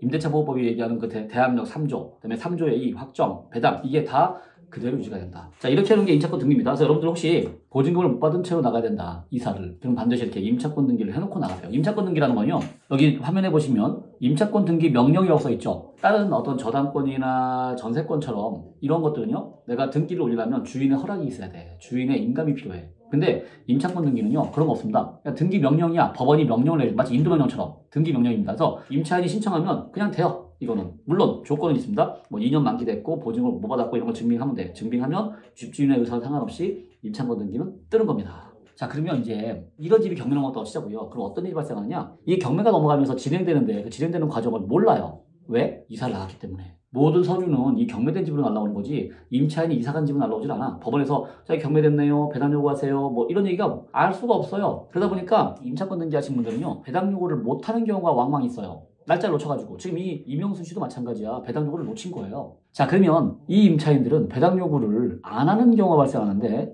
그래도요, 배당이 나올 수가 있습니다. 임차권 등기는요. 자, 여기서 잘 생각해봐. 우리가 임차인이 배당 요구를 안 하면 배당을 안 해준다 그랬었잖아요. 그 이유가 뭡니까? 배당 요구를 안 했다는 얘기는 법원에 서류가 안 들어온 거잖아. 전입, 확정, 보증금이 얼마인지 몰라, 법원이. 그러니까 배당을 못 해주는 겁니다. 근데 임차권 등기라는 건요, 이미 여기 써있잖아. 전입이 언제고 확정이 언제고 보증금이 얼마고 써있잖아요. 써있으면 배당표를 못 짤 이유가 없잖아요. 다 알아, 얼마인지. 그래서 배당 요구를 안 해도요, 배당을 받을 수 있어요. 자, 근데 한편, 자, 임차인이 배당을 안 받으려고 배당 요구를 안 하는 경우도 있잖아요. 법적으로 완벽하게 정리가 안 돼 있는데요, 임차권 등기자가 배당 요구를 안 하면요, 사실은 배당이 나올 수도 있고 안 나올 수도 있어요. 이게 애매해. 이게 규정이 없어, 정확하게. 이게 그냥 담당 판사 마음입니다. 아, 우리는 배당 해줘. 아, 우리는 배당 안 해줘. 원칙이야. 이렇게. 그래서 이 사건과 똑같은 케이스예요. 임차권 등기자가 있고 배당 요구를 안 했어. 그러면 법원에 물어보세요. 이 임차권 등기자는 배당이 나오나요? 아니면 안 나오나요? 그러니까 배당표에 들어가나요? 안 들어가나요를요, 물어보고 입찰을 하세요. 자, 이 임차권 등기자가 후순위라면 우리도 상관없어요. 후순위라면 까짓 거 배당을 받든 말든 나하고 뭔 상관이야? 상관없습니다. 근데 이렇게 선순위인 경우죠. 선순위인 경우에는 꼭 물어봐야 됩니다. 왜? 이 임차인이 배당을 못 받으면 나는 그만큼 인수잖아요. 그래서 그걸 확인하고 들어가야 된다. 실제로 저도 그랬습니다. 이 사건 들어갈 때 미리 확인해봤죠. 이거 어떻게 됩니까? 했더니 저희는 이분 배당표에 넣습니다 이러더라고요. 저희가 배당표를 짜봤더니 다 받는구나. 그래서 우리가 입찰을 딱 했던 겁니다. 근데 임차권 등기라는 게 다음 시간에 전세권을 배울 겁니다. 헷갈리는 경우가 있어. 그걸 정리해 드릴게요. 임차권과 전세권이 뭔지 그건 정리.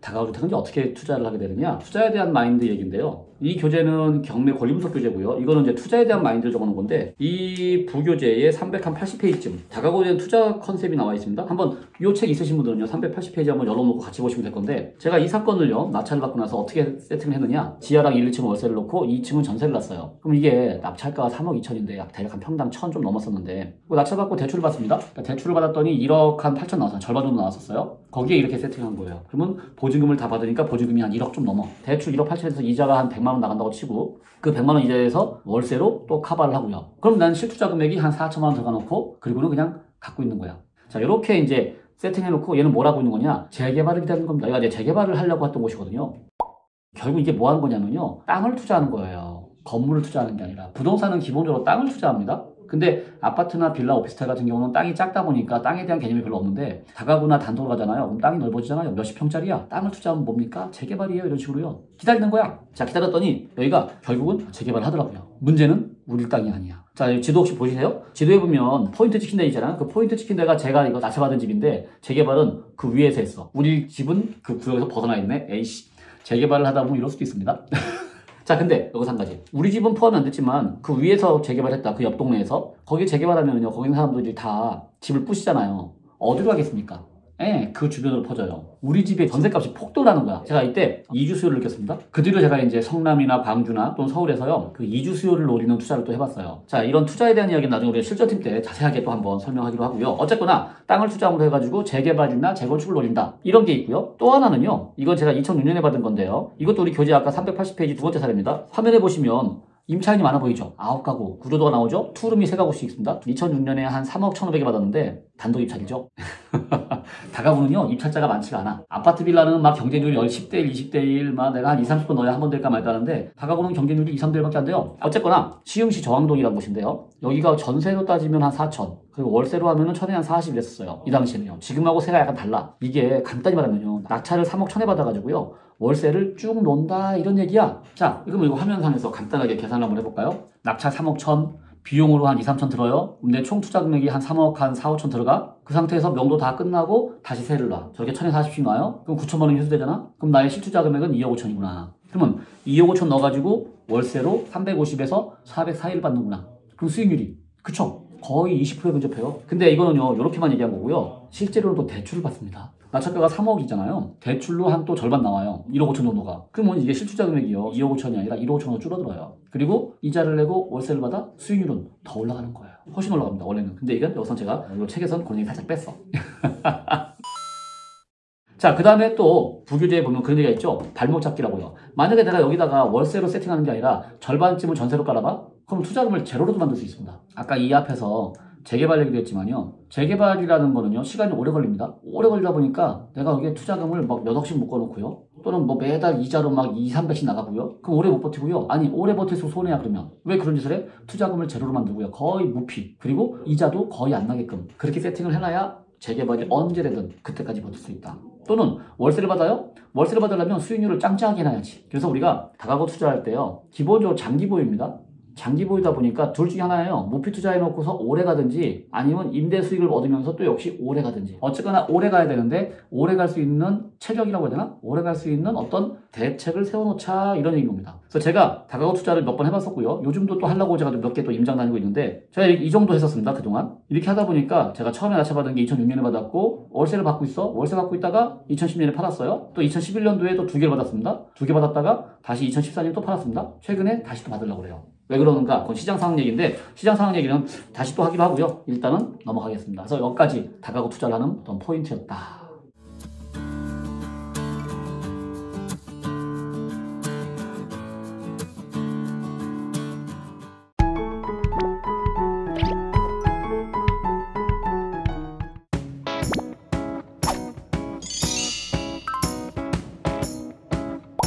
자, 우리가 이제 말소기준 권리를 정리를 합니다, 이제. 우리 교재에 160페이지 얘기인데요. 말소기준 권리가 원래 5가지가 있었어요. 근데 우리가 그 중에 2가지만 배운 거야. 저당권과 가압류. 요것만 배웠습니다. 자, 이제 오늘 나머지 3개를 배울 겁니다. 전세권과 가등기와 강제 경매 기입 등기라는 게 있는데, 자, 그 중에 이제 전세권부터 배울게요. 전세권은 말소기준 권리가 되기도 하고 안 되기도 해요. 이게 뭔 소리냐? 지금까지 배웠던 근저당이나 가압류는 그냥 항상 말소기준 권리예요. 근저당이 맨 앞에 있으면 그게 말소기준 권리. 가압류가 맨 앞에 있으면은 그냥 그게 말소기준 권리야. 근데 전세권은요, 맨 앞에 있을 때는요, 그게 말소기준 권리가 될 수도 있고 안 될 수도 있어요. 원칙은 간단해요. 그 전세권자가 배당 요구를 했냐 안 했냐야. 배당 요구를 하면은 배당받고 소멸이 되고요. 배당 요구를 안 하면은요, 낙찰자가 인수하는 거야. 전세권이 마치 저당권처럼 작동을 해요. 근데 배당 요구를 안 하잖아요? 그러면 그냥 전세권이야. 그리고 낙찰자가 그 전세권을 인수하는 거야. 인수란 말이 뭔 말인지 알죠? 그 돈을 빼준다는 얘기입니다. 그럼 이게 뭔 소리인지 아예 사례를 보면서 설명을 드릴게요.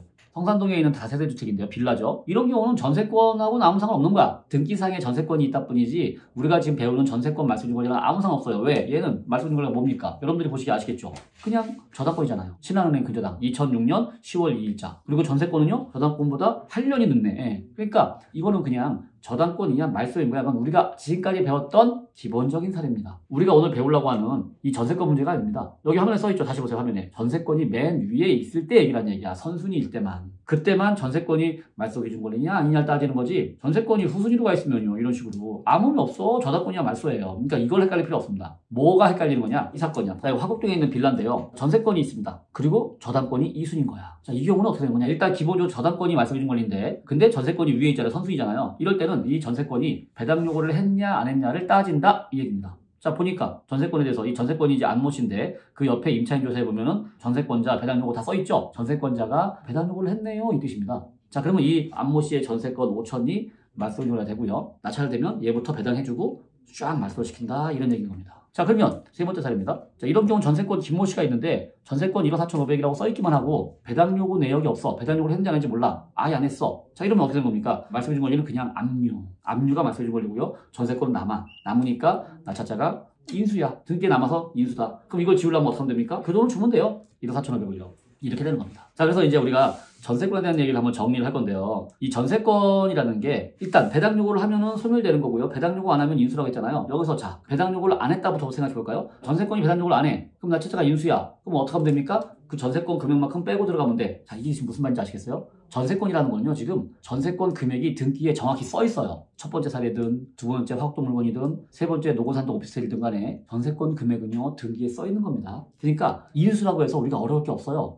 금액이 정확하잖아. 아, 저 금액만큼 내가 인수하는구나. 그럼 그 금액만큼 빼면 되는 겁니다. 또는, 아, 얘는 배당받는구나. 배당받으니까 걱정 없구나. 입찰 들어가면 되는 거예요. 아, 얘는 후순위구나. 후순위면 신경 쓸 거 없지. 이런 겁니다. 전세권은요 되게 간단해요. 어렵지가 않아요. 이해되셨죠? 그동안 내내 배웠던 전입 확정일자를 받은 임차권하고는 완전히 달라요. 임차권은 배당 요구 안 하면요. 몰랐잖아요, 우리가. 배당 요구 안 하면 얼마인지 몰라. 그러니까 입찰 불가잖아요. 그러니까 선순위일 때 얘기야. 후순위야 신경 쓸 거 없죠? 이거 항상 이건 이해하세요. 선순위일 때 배당 요구 안 하면 입찰을 못 했었어요. 임차인은. 근데 전세권은요. 배당 요구를 안 해도 금액을 알 수 있다. 이게 첫 번째 특징이고요. 그다음에 두 번째, 배당 요구를 하면은 배당받고 소멸이다. 이 말이 뭔 소리냐면요. 예를 들면 이 사례에서 전세권이 5천인데 낙찰이 3천이야. 그러면 3천만 원 배당해주면 전세권자는요 2천만 원 못 받았죠. 그거 어떻게 되냐 이 얘기야 지금. 자, 임차인은 어떻게 됐었죠? 5천인데 3천밖에 못 받았어. 그럼 2천은 인수잖아요. 임차권은요. 근데 전세권은요 그거 아니에요. 전세권은요 배당받고 소멸이야 그냥. 요거 이해되시나요? 만약에 전세권이 5천이었다. 근데 낙찰이 3천밖에 안 됐다. 요 2천 그냥 소멸입니다. 이게 전세권의 핵심이야. 즉 전세권은요 이름이 전세라서 우리가 전세 월세할 땐 그 전세로 착각을 하거든요. 그런 뜻이 아닙니다. 전세권이라는 건요 민법이 정의하는 겁니다. 우리가 지금까지 배웠던 임차인은요 임대차 보호법의 제3조 대항력, 뭐 3조의 2 확정일자, 뭐 제8조 소유임차인 이거였고요. 전세권은요 그냥 민법에 써 있어. 근저당하고 똑같은 권리다. 이런 뜻이에요. 자, 우리가 근저당 배울 때 배당받고 남는 돈 누가 인수했나요? 소멸됐었죠. 그 얘기입니다. 요것만 안 헷갈리면 전세권은 어려울 게 없다. 자, 요런 사건 한번 볼게요. 입찰자가 여기서 실수하는데요. 전세권이 있죠? 자, 전세권 얼마입니까? 2억 써있죠? 2억이고요. 배당 요구 안 했죠? 그럼 어떻게 되는 겁니까? 그냥 2억 인수야.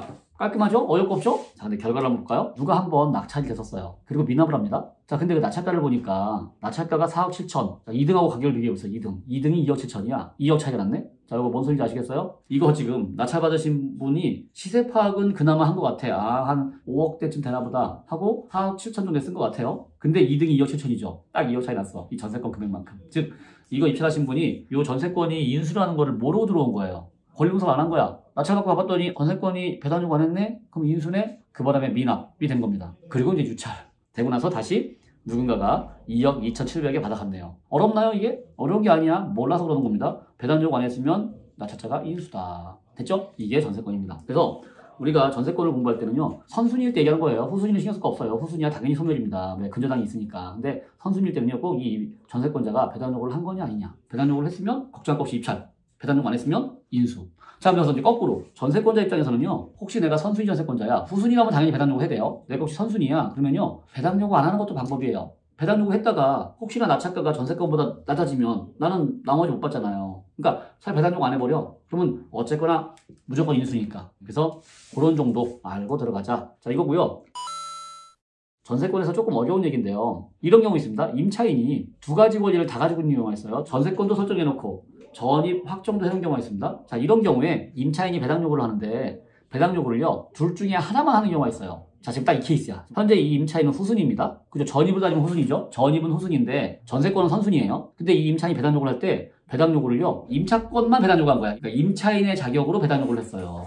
전세권 자격은 배당 요구 안 한 거예요. 자, 그러면 자, 임차권은 어쨌거나 후순위이기 때문에 임차인은 앞에서 저당권을 배당해주고 나니까 남는 게 없어. 그래서 임차는 못 받은 겁니다. 근데 전세권은 남아있어. 남아있으니까 인수였던 거예요. 근데 이걸 입찰할 때 입찰자가 그걸 모르고 입찰했어. 아니, 정확히 말하면요, 그 기록이 없었어요. 법원 기록에, 물권명세서나 현황조사서에 지금 보면 단순히 배당만 써 있잖아요. 배당. 그러니까 단순히 배당 요구했다만 써 있었지, 이게 임차권을 배당 요구한 건지 전세권으로 배당 요구한 건지가 안 써 있었어, 물권명세서에. 자, 그 바람에 낙찰자가 낙찰받은 다음에 결국 이 전세권 8천만 원을 물어줬거든요. 물어준 다음에 다시 국가를 상대로 소송을 했어요. 이거 기록이 잘못됐지 않았냐 해서 8천만 원에 대한 손해배상을 받았습니다. 그게 이제 하늘에 떠있는 대법원 판례 2009-40 790 판결에 그런 얘기가 써 있었어요. 그래서 이거는 임차인이 임대차보호법상의 주임법상의 임차인 권리냐 아니면 민법상의 전세권 권리냐를 파악해라라고 판결이 난 겁니다. 그래서 이제부터는요, 법원에서도요, 이 기록을 올릴 때 혹시나 이 임차인이 전세권과 임차권을 둘 다 가지고 있잖아요. 그러면 어떤 자격으로 배당 요구를 한 건지를요 꼭 기록을 해요. 이제는요, 정확하게. 왜? 잘못 기록하면은요, 낙찰자가 손해를 보고, 낙찰자가 손해를 보면 손해배상 청구, 국가를 상대로 할 수 있거든요. 자, 그래서 지금은 이렇게 이 임차인이 어떤 자격으로 배당 요구를 한 거다라는 거가 명확하게 써 있도록 되어 있습니다. 자, 요거 한번 보실래요? 요 사건은 되게 유명한 사건인데요, 경매를 공부했던 분들한테는요, 이거 보면 이 임차인은요, 선순위일까 후순위일까 이거예요. 현재 이 사건의 경우는 전세권이 배당 요구를 했어요. 전세권이 배당 요구를 하는 바람에 전세권이 소멸입니다. 자, 그러면 보면요, 전세권이 9월 14일이고요 임차인 전입이 전세권보다 늦어. 한 4일 늦어. 9월 18일이야. 즉 전세권이 있고 임차인 전입이 있고 그 다음에 이제 압류 가압류가 들어간 겁니다. 근데 이게 하필이면 전세권이 배당 요구를 해버렸어. 그 바람에 전세권이야 소멸이라는 규정에 따라서 임차인도 같이 후순위로 취급받았던 거예요. 자, 그 바람에 이게 낙찰이 3천인데 전세권 5천 중에 3천만 배당해주고 임차인은 그냥 소멸. 저 임차인이 손해본 거야.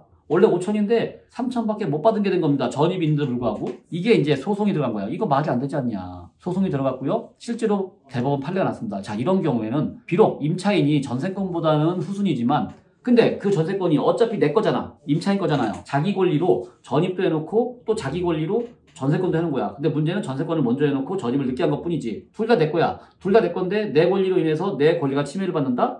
이거는 불합리하다라고 아예 대법원이 판례를 내줬습니다. 자, 우리 교재 169페이지에 보면요, 대법원 판결 2010마에 900 요 사건이 있었거든요. 요 사건에서 이런 경우는 무조건 임차인은 대항력이 있는 걸로 봐야 된다. 즉 전입이 빠르면 당연히 있는 거고요, 전입이 전세권보다 늦더라도 이건 내 전세권이니까 대항력이 있는 걸로 봐야 된다라고 판결이 난 거예요. 물론 세 번째 사례처럼요, 저당권보다 늦으면 이건 짤없죠. 이건 어쩔 수 없는 거야. 그건 당연한 거야. 어쨌거나 저당권보다만 빠르면 내가 전세권보다 늦은 건 상관없다. 자, 이때 전제조건이 뭡니까? 전세권이 내 거야 되는 거야. 혹시나 전세권은 제3자야. 전세권은 홍길동인데 전입은 전우치가 늦게 했어? 그건 당연히 소멸입니다. 됐죠? 자, 이렇게 해서 전세권에 대한 얘기 마무리했고요. 여러분들 나중에 심화반 수업을 듣게 되면요, 아마 전세권에 대해서 머리에 김이 날도록 더 복잡한 얘기를 배울 건데 오늘 여기까지. 기초반은 이 정도면 충분해. 이 정도면 우리가 입찰하는데 아무런 문제가 없습니다.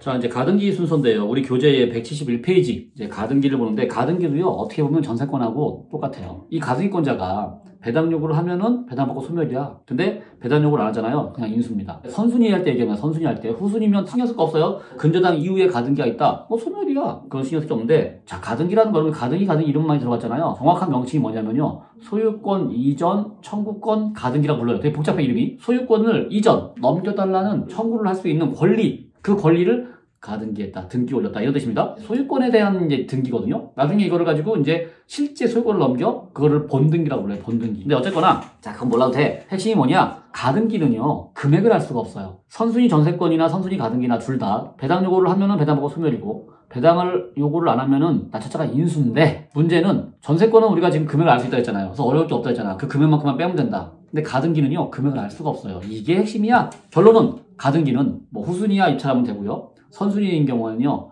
배당 요구 안 했으면 입찰하지 말자. 배당 요구를 한 경우만 입찰을 하자. 이런 얘기인 겁니다. 그래서 이런 경우가 있습니다. 화면에 보시면. 자, 이런 경우에 가등기가 있는데 누가 입찰을 했잖아요. 이게 사실은 어떻게 입찰된 거냐? 물권명세서에 보면은 입찰자가 가등기를 처음부터 아예 매입을 해버려. 이제 인수란 말이 있는데요. 가등기나 가처분 같은 거 그런 거 입찰하지 말자 했잖아요. 금액이 얼마인지 모르니까. 그래서 입찰하기 전에 물어보는 방법이 있다. 근데 물어봐봐야 못 믿는다 그랬잖아요. 그때 쓰는 방법이야. 물어봐. 물어보고 너 이거 가등기 또는 가처분 얼마면 되겠니? 물어봤더니 그쪽에서 얼마래? 그러면 그냥 그걸 사버리세요. 입찰하기 전에. 권리 나한테 팔아라. 하고 내가 그 권리를 가진 다음에 입찰을 가면 안전하다. 낙찰이 된 다음에 협상하지 말고 낙찰받기 전에 협상해서 그 권리를 사오고 그리고 내가 입찰. 자, 그런 방법도 있습니다. 뭐 관심 있는 분들은 그걸 좀 알아보셔도 될 것 같고요. 자, 아까 말씀드린 것처럼 이런 질문 의미 없다. 아무리 가등기가 무서워도요. 근저당 이하잖아. 근저당 이하면 다 소멸이다. 이런 얘기 했던 겁니다. 끝이야. 이게 다예요. 드디어 말소기준권리의 마지막 순서까지 왔습니다. 말소기준권리 중에 마지막 순서 경매 기입 등기라는 게 있습니다. 자, 이게 뭐냐면요. 등기상에 저당권도 없이 압류도 없이 또는 전세권이나 가등기도 없어. 그런 것도 없이 경매가 막바로 뜨는 경우가 있어요. 뭐 가끔은 가처분 다음에 경매가 뜨기도 해요. 자, 이렇게 아무런 말소기준권리를 잡을 만한 권리 없이 막바로 경매가 뜬다? 그러면 그냥 그 경매 등기 자체가 말소기준권리다 라고 보시면 돼요. 자, 화면에 보시는 것처럼 이런 케이스입니다. 소유권 이전이 들어왔었고 그랬다가 그냥 강제경매 오모 씨가 600만 원 이런 거. 이게 강제경매라는 게 우리가 지난 시간에 물권 채권 배웠었잖아요. 그때 나오는 그게 강제경매야. 그러니까 채권자가 이런 차용증이 있었어. 돈 빌려줬어. 자, 그걸로 돈을 안 갚으니까 법원에 압류 등기 신청하는 겁니다. 그래서 내가 법원에 가서 소송을 내서 이겼어. 이겨서 그 서류 가지고 경매를 진행해버리는 거야. 그러니까 등기상에 뭐가 올라오지도 않아. 올라오지 않은 채로 그냥 경매가 딱 떠요. 그러면 이게 말소기준권리다. 자, 이런 경우는요, 이게 2017년 3월 15일 날 강제경매잖아요. 임차인은 2017년 3월 21일 날 들어왔네? 야, 씨, 뭔 강제경매가 뜬다면 들어왔어. 강제경매보다 늦게 들어왔어. 그러면 후순위 임차인이야. 어렵지 않죠? 이 사건의 경우도 보세요. 가처분 다음에 강제경매가 들어왔잖아요. 그러면 가처분은 말소기준권리가 되는 게 아니죠. 말소기준권리는 근저당 가압류, 다음에 전세권 가등기 정도였죠. 그러니까 가처분은 말소기준권리가 아니야. 강제경매가 말소기준권리야. 고로 이거는 가처분이 뭡니까? 이게 바로 선순위 가처분이 되는 거예요. 강제경매 위에 있으니까. 즉 이 가처분이 인수다. 근데 이 가처분이 얼마냐? 가처분이 얼마인지는 몰라요. 물론 여기 물권명세에 보면 이 가처분이 30억으로 돼 있거든요. 30억. 그러니까 내가 인수하는 거야. 30억을. 말이 안 돼. 그래서 미납했었는데 나중에 세월이 한 2, 3년 지난 다음에 다시 경매가 나오고요. 이게 낙찰이 됩니다. 그래서 낙찰이 됐길래 제가 궁금했어요. 이게 왜 낙찰이지? 하고 경매 사건을 다시 열어봤더니 등기상의 가처분은 가압류의 오타였다라고 이제 물권명세서가 바뀌었습니다. 자, 이제 가압류야. 가처분이 아니라. 자, 그럼 가압류면 가압류가 말소기준권리죠. 고로 가처분이 가압류로 바뀌면서 권리관계가 깨끗해졌다. 이런 얘기입니다. 자, 이렇게 해서 말소기준권리 5개까지 봤고요. 다시 이어서 또 다음 얘기 하도록 하겠습니다.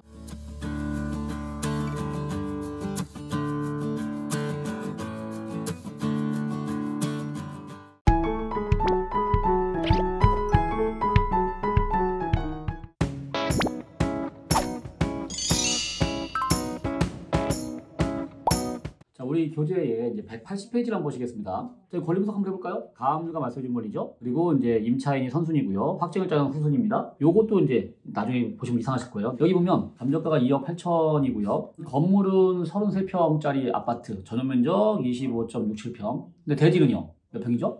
없죠, 대지 면적이. 요게 이제 대지권 미등기다라는 사건입니다. 제가 이제 이것도 2006년에 했던 사건인데 부동산을 투자한다는 게 다가구 얘기할 때 땅에 투자하는 거다 이런 얘기 했었잖아요. 다가구 주택 같은 경우는 아예 토지 등기가 따로 있어. 그래서 내가 땅을 투자한다는 개념이 확실한데 아파트 빌라 오피스 같은 경우는요. 땅에 대한 개념이 살짝 없고요. 그냥 등기를 띄워도요. 101동 101호? 이런 식으로 내가 그 아파트 내가 몇 호에 있는지만 등기가 뜨잖아요. 근데 그 등기에 사실은 땅에 대한 부분이 있었어요. 내가 비록 아파트 101동 101호를 가지고 있지만 땅은 아파트가 서 있는 땅 전체 중에 일부는 내 거다 라고 아예 표시가 되어 있습니다. 그걸 대지권이라 불러요. 자, 이런 식으로 여러분들 아마 아파트나 빌라 이런 데 사시면, 오피스텔에 사시면 등기를 한번 띄워보셨으면 대지권이라는 항목을 거의 다 보셨을 거예요. 100%라고 할 수 없어. 왜? 가끔 이런 대지권 미등기가 있으니까. 근데 거의 이렇게 전체 땅 얼마 중에 일부 얼마가 있다라고 표시가 되어 있습니다. 근데 대지권 미등기라는 건요. 등기에서 이 대지권에 대한 항목 자체가 그냥 빠져 있는 거예요. 우리가 첫 시간에 등기에 대해서 배웠죠. 표제부가 있고 갑구가 있고 올구가 있어요. 이랬단 말이에요. 그랬을 때 그 표제부에 대지권에 대한 항목이 꼭 써 있습니다. 근데 그 표제부에서 대지권 항목이 쓱 사라져. 그리고는 그냥 갑구로 넘어가 버려요. 그러니까 이게 재밌는 게 아예 등기에 뭐 미등기예요 없어요라고 딱 써주면 눈에 확 띄는데 그냥 조용히 사라지는 거야. 삐용삐용삐용 경고문도 없어요. 그냥 조용히 사라지니까 그걸 눈치를 못 채고 지나가. 이 사건의 경우도요. 대지권이 그냥 미등기인 상태로 경매에 뜬 겁니다. 대지권 미등기라는 게 그럼 무슨 소리냐면요. 대지권에 대한 개념을 파악해야 되는데 아까 말씀드렸죠. 내가 어떤 아파트인데 그 아파트에 뭐 예를 들면 401호를 가지고 있어요. 그러면 내가 이 401호 이 건물만 가지고 있는 게 아니라 이 아파트가 서 있는 땅 전체 중에 일부 또 내 거란 얘기입니다. 보통 이제 n분의 1을 하죠. 이게 뭐 80평 땅이고 여기 아파트가 뭐 16세대가 있어요. 그러면 80평 중에 16분의 1을 가지고 있어요. 즉 5평은 내 거예요. 라는 게 이제 대지권의 개념입니다. 자, 이런 걸 이제 대지 지분이라고 불러요. 그래서 내가 대지 지분이 있다. 대지권에는 요 말이 반드시 포함되어 있는 겁니다. 대지권 미등기라는 말은요. 말 그대로 미등기예요. 등기가 아니 됐다 이 뜻입니다. 그럼 이 얘기는요. 반드시 대지 지분에 대한 기록이 있어야 되는데 그 기록이 빠져 있다 이 뜻이고요. 이 얘기는 둘 중에 하나라는 얘기입니다. 있는데 단순 누락이냐? 진짜로 없기 때문에 안 쓴 거냐? 이거를 구분해야 돼요. 우리 입장에서는 단순 누락이면 별 문제 없는 거예요. 그냥 일반적인 사건하고 똑같은 겁니다. 그걸 어떻게 구분하느냐? 경매 떴을 때 그 경매의 감정가로 구분합니다. 감정가. 감정가 구분에 건물은 얼마고요? 땅은 얼마입니다. 라고 표시가 돼 있어요. 그게 감정가야. 한번 감정가를 유심히 보세요. 건물 얼마에 땅 얼마라고 써 있어요. 그렇게 써 있으면 대지권이 있는 거예요. 근데 정말로 땅이 없어. 건물만 내 거야. 그러면 감정가 자체가 건물만 표시돼요. 자, 도난도 사건 보세요. 감정 가격에 보면요. 대지는 8,400, 건물은 1억 9,600, 합쳐서 2억 8천, 대지는 8,400, 건물은 1억 9,600. 제가 지금 다른 사이트를 보여준 건데요. 다 똑같이 써있죠? 이렇게 감정가에 건물과 토지를 다 표시를 해줘. 그 얘기는 대지권이 있다라는 얘기입니다. 있어요. 있는데 단순히 등기에서만 누락된 케이스다. 이런 얘기예요. 저런 사건이면 낙찰받은 다음에 잔금치로 소유권 넘길 때 등기 비용을 좀 더 줘가지고요. 토지 등기를 같이 대지권으로 붙이면 돼요. 어려운 거 없어요. 일반적인 사건이라고 생각하시면 됩니다. 자, 근데 진짜로 없는 경우 있습니다. 화면 보시면요. 감정가에 제가 표시해놨잖아요. 하나. 인천 사건, 2008타경의 그 이 사건 보시면 감정가가 4,700인데 토지는 없어. 건물만 100% 4,700이다. 이런 경우는 근데 여러분들이 무서워할 게 없는 게 이런 건 눈에 확 띄어요. 봐봐. 감정가가 100% 건물이야. 토지가 없어. 게다가 주의사항 보잖아요.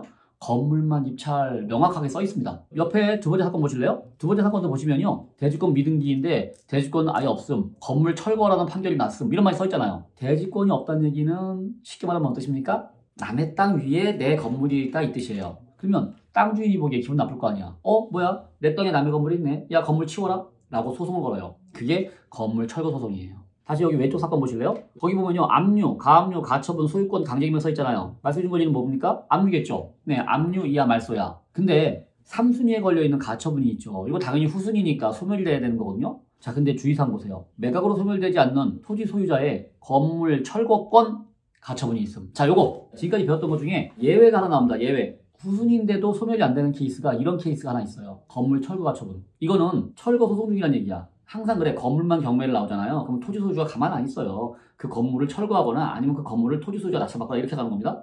그래서 철거 소송을 일단 해놔. 그래야 낙찰가가 떨어지니까.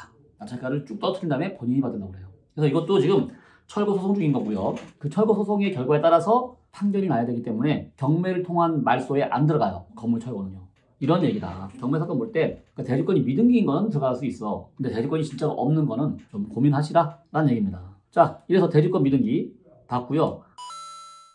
가끔 우리가 대지권 미등기 중에 안전한 것 같은데 위험한 게 있습니다. 이런 사건이에요. 분명히 감정가에 대지 감정가랑 건물 감정가가 다 들어있어. 그러니까 우리가 보기엔 단순 누락인 것 같아. 근데 이게요. 미분양 아파트예요. 일산의 위시티가 되게 유명한데 최근에 집값이 폭등하니까 이런 데가 다 이제 정리는 되긴 되는데 자, 이 사건의 경우도요. 이거는 뭐냐면요. 대지권 미등기 상태에서 토지 가격이 포함되어 있기 때문에 별 문제 없는 것처럼 보이는데 미분양 아파트야. 즉 분양이 안 된 거야. 분양이 안 되다 보니까요. 뭐가 문제냐? 대지 대금이 토지 대금이 납부가 안 돼 있는 거예요. 애초에. 대지권은 있어. 근데 대지권에 대한 사용 권리는 있어. 단 돈은 내라 이겁니다. 나중에 분양 대금을 완납해라. 그래서 미분양 아파트의 경우는 또 조심하시라. 라는 얘기입니다. 저희가 이런 이제 미분양 아파트 같은 거 있으면 통으로 매매가 나왔을 때 저희 실적팀 멤버들이랑 같이 이제 한번 하나씩 살까? 이러면서 갔던 자, 그 사진이 떴네요. 네, 이건 뭐 자세한 얘기는 할 거 없고 나중에 기회 되면 하기로 하고요. 자, 여기서 그러면 대지권 미등기는 컷.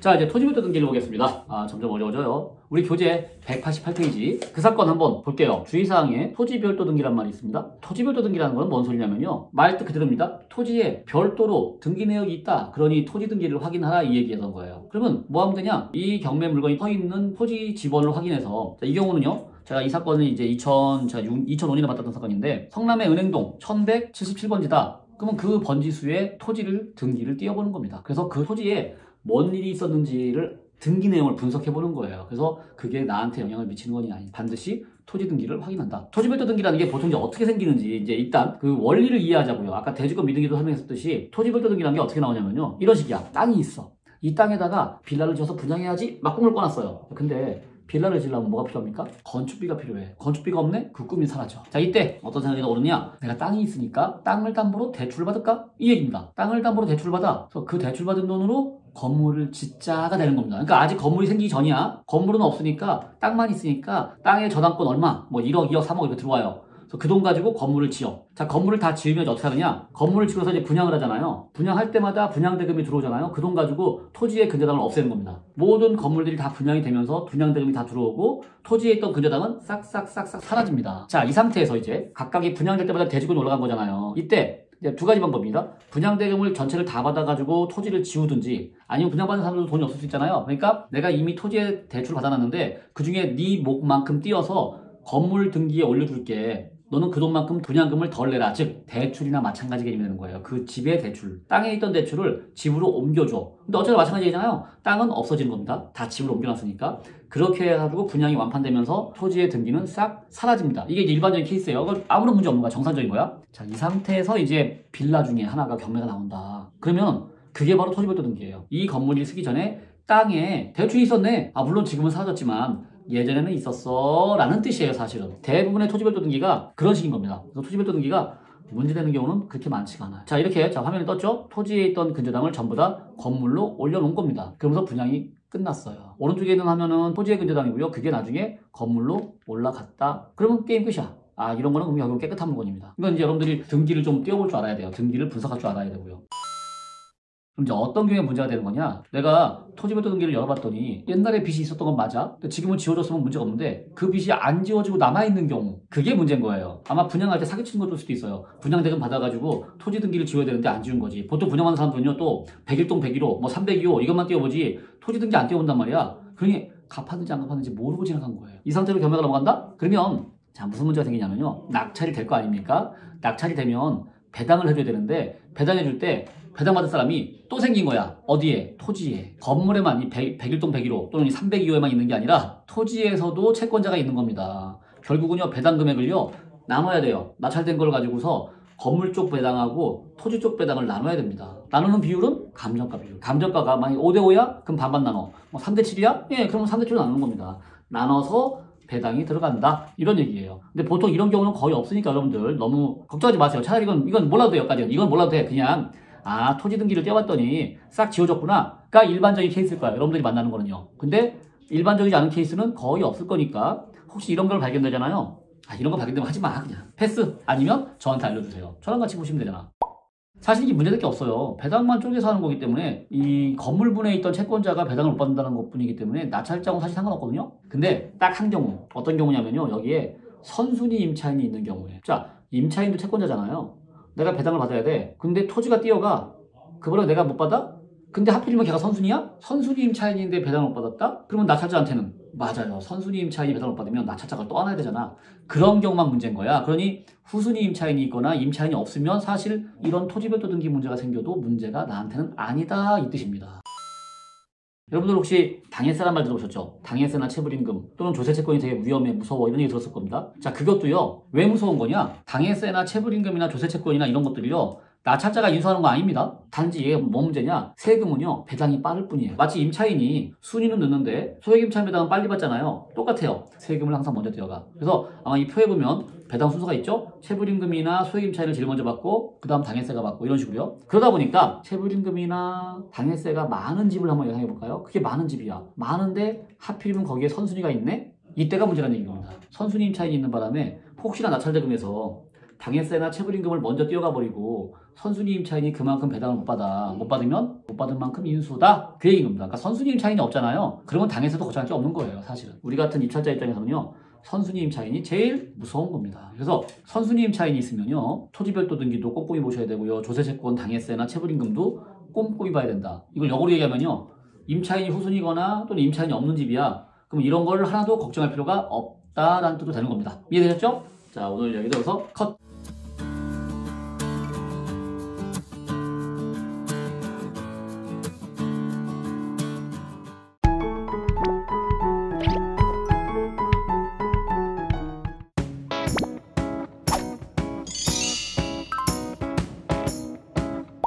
우리 교재에 194페이지를 한번 보겠습니다. 임차인의 대항력 발생 시점. 임차인이 대항력이 언제 발생한다고 배웠죠, 우리가? 당연히 배웠죠. 임대차법 법제 3조. 전입하라. 전입하면 그 다음날 0시부터. 이거 우리가 다 배운 겁니다. 그럼 뭘 또 배우는 거냐? 예를 들면 부부가 이혼하는 경우가 있어요. 이혼을 하면서 남남이 돼. 자, 우리가 원래는 부부는 소유자의 배우자는 임차인이 아닙니다. 당연히. 그건 당연히 아닌 거야. 근데 이혼하는 순간 님이라는 글자에 점 하나를 찍어서 남이 됐어요. 그러면 남이 됐으니까 임차인이 돼. 그때부터는. 예를 들면 이거죠. 남편 소유의 부인이 여전히 살고 있어. 근데 이혼했어? 임차인인 거예요. 또는 부인 소유의 남편이 이혼하면서 여전히 살고 있어? 임차인인 거야. 그러면 언제부터 임차인이 되느냐 이겁니다. 여러분들 제 얘기를 듣는 순간 상식적으로 느낌이 딱 오죠. 아, 이혼하면서부터 임차인인가 보다. 그 느낌이 맞아요. 전입 날짜가 아니라 이혼한 날짜부터 임차인이에요. 이런 케이스 한번 보시겠습니다. 지금 화면에 떴죠. 임차인 김모 씨가 부부인데 이혼했어요. 근저당 말씀드린 권리 2011년, 임차인은 2011년 10월, 2000년 11월. 그럼 이렇게 되면 이건 하나는 지금 선순위 임차인으로 보이는데, 근데 근저당 날짜가 2011년 7월이야.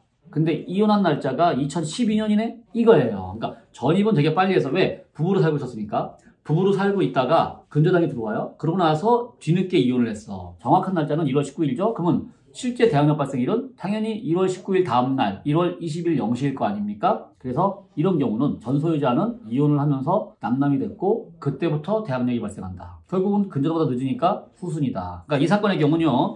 요 임차인들은 다 후순위가 되는 겁니다. 전입 날짜만 봐가지고는 모르는 거야. 이때는 이혼한 날짜를 파악해야 돼요. 이거는 지금 이혼한 날짜가 근저당보다 늦기 때문에 후순위다. 이혼한 날짜가 근저당 위로 올라가면 선순위다. 만약 이혼한 날짜가 전입보다 더 위로 올라가면 그때부터 전입으로 따진다. 이거 당연한 거겠죠?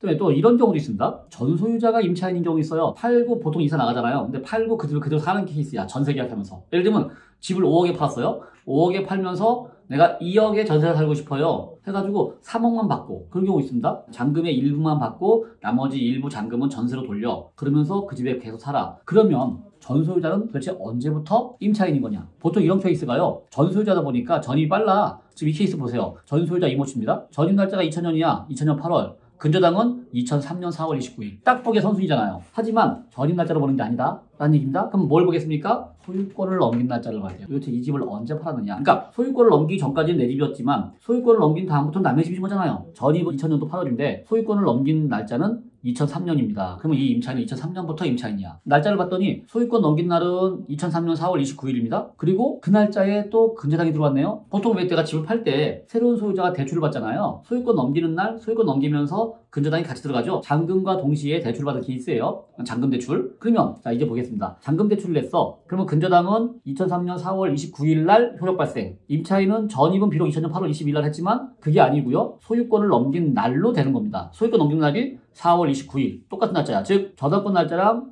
소유권 날짜랑 똑같아요. 그러면 이제부터 이 얘기야. 항상 우리는 다음날 0시잖아요. 똑같이 걸려요. 아까 우리 이혼도 그랬지만 지금 이것도 마찬가지야. 임차인은 소유권을 넘긴 날 다음날부터 임차인이다. 그러니까 소유권 넘긴 날이 4월 29일이야. 그럼 그 다음날인 4월 30일 0시부터 임차인이다. 그러면 얘는 결국 후순위 임차인이 되는 겁니다. 그래서 내가 집을 팔면서 전세를 내려왔잖아요. 그러면 당일날 임차인이 아니라 그 다음부터 임차인이기 때문에 혹시나 그날 잔금 대출을 받잖아요. 그럼 나는 후순위가 돼버려요. 이거 가끔은 이렇게 사기를 치는 경우도 있어요. 집을 사면서 얘 전세로 내려앉으세요 한 다음에 나는 대출을 왕창 받아버리는 거야. 왜? 은행이 보기엔 이건 멀쩡한 거거든요. 그러니까 여러분들 혹시 집을 팔 때 내가 잠시 이 집에 살아야 돼 6개월 정도 또는 1년 정도 살기 위해서 전세 계약한다. 대출을 받는지 안 받는지 꼭 확인하셔야 됩니다. 대출 받았다가 내가 후순위로 밀려버리는 거야. 아무 생각 없이. 조심하세요. 자, 그 다음 자, 임차인이 법인인 경우 있습니다. 왜? 내가 집을 개인하고 계약하는 게 아니라 회사랑 계약해. 그래가지고 우리 집에 회사 직원이 임차인 들어와. 자, 이런 경우 회사인 경우에는 대항력이 있냐 없냐 이건데요. 이게 2013년까지는 회사는 대항력이 없었어요. 전입은 누가 하는 겁니까? 개인이 하는 거잖아요. 법인은 못해요. 자연인이 하는 겁니다. 근데 계약은 회사로 해놓고 전입은 개인이 했잖아. 계약 주체가 달라. 그러니 대항력이 없었던 겁니다. 그랬다가 이제 2014년부터는요. 아 이거 불합리하구나 해서 회사가 지정한 사람, 우리 회사에 요 직원이 전입할 겁니다 라고 지정이 되면은 그 직원이 전입을 하면 그때부터 대항력은 발생합니다. 또 만약에 이 직원이 바뀌어요? 그럼 새로운 직원이 전입신고하잖아요. 그러면 그 새로운 직원이 전입신고한 날부터 또 대항력이야. 그러니까 법인은 이거 조심해야 됩니다. 직원이 자주 바뀐다. 자주 바뀌게 되면요. 새로운 직원이 전입할 때마다 대항력이 계속 늦어지는 거야. 그러니까 한 사람으로 계속 유지하세요. 가능하면. 자, 근데 제가 여기 표해보면 LH공사는 둘 다 된다고 했잖아요. LH공사는 이게 뭐냐면요. LH공사에 직원이 들어가는 게 아니라 LH공사가 보증하는 임차인이 들어가는 케이스야. 즉 LH공사가 대출을 해준 케이스 있어요. 저도 왜 세를 놓다 보면 그 LH 임차인인 경우 많거든요. 보통 전세금의 거의 100%가 나와요. 차상위계층이나 이런 분들한테 나가는 복지제도 중에 하나입니다. 그래서 LH공사가 보증하는 임차인은요. LH공사로 계약을 해요. 보통. 그리고는 그 LH공사가 대출해준 그 임차인이 전입을 해요. 예, 그거는 그냥 무조건 인정입니다. 그냥 일종의 대출의 개념이다 라고 보시면 됩니다. 자, 그리고 만약에 내가 세를 들어온 경우에 그 세입자가 외국인이면 외국인이 들어오는 경우는 어떻게 되느냐. 자, 우리는요 전입신고를 해가지고 주민등록이 됩니다. 그걸로 대항력 발생한다 했잖아요. 그 외국인은 전입신고가 안 됩니다. 동사무소에. 그럼 어떻게 대항력을 발휘할 것이냐. 외국인들은요 바로 체류지 신고 또는 외국인 거소신고라는 게 있잖아요. 출입국관리소에 하는 거. 동사무소가 아닌 출입국관리소에 가가지고 거소신고하면 그걸로 대항력이 인정이 됩니다. 그게 이제 대법원 판례가 그렇게 났어요. 외국인 거소신고하면 임대차보호법 제3조 1항과 똑같은 효과를 주겠다로 된 겁니다. 그래서 우리가 거꾸로 경매할 때 외국인이 살고 있잖아요. 그럼 그 외국인에 대해서 대항력 확인하기가 되게 사실은 까다로워요. 동사무소에서 안 나와. 그러니 일부러 출입관리소까지 거기까지 가서 민원실 가서 열람을 해야 되는데 그게 더 쉽지가 않아요. 뭐 어쨌거나 그렇긴 합니다.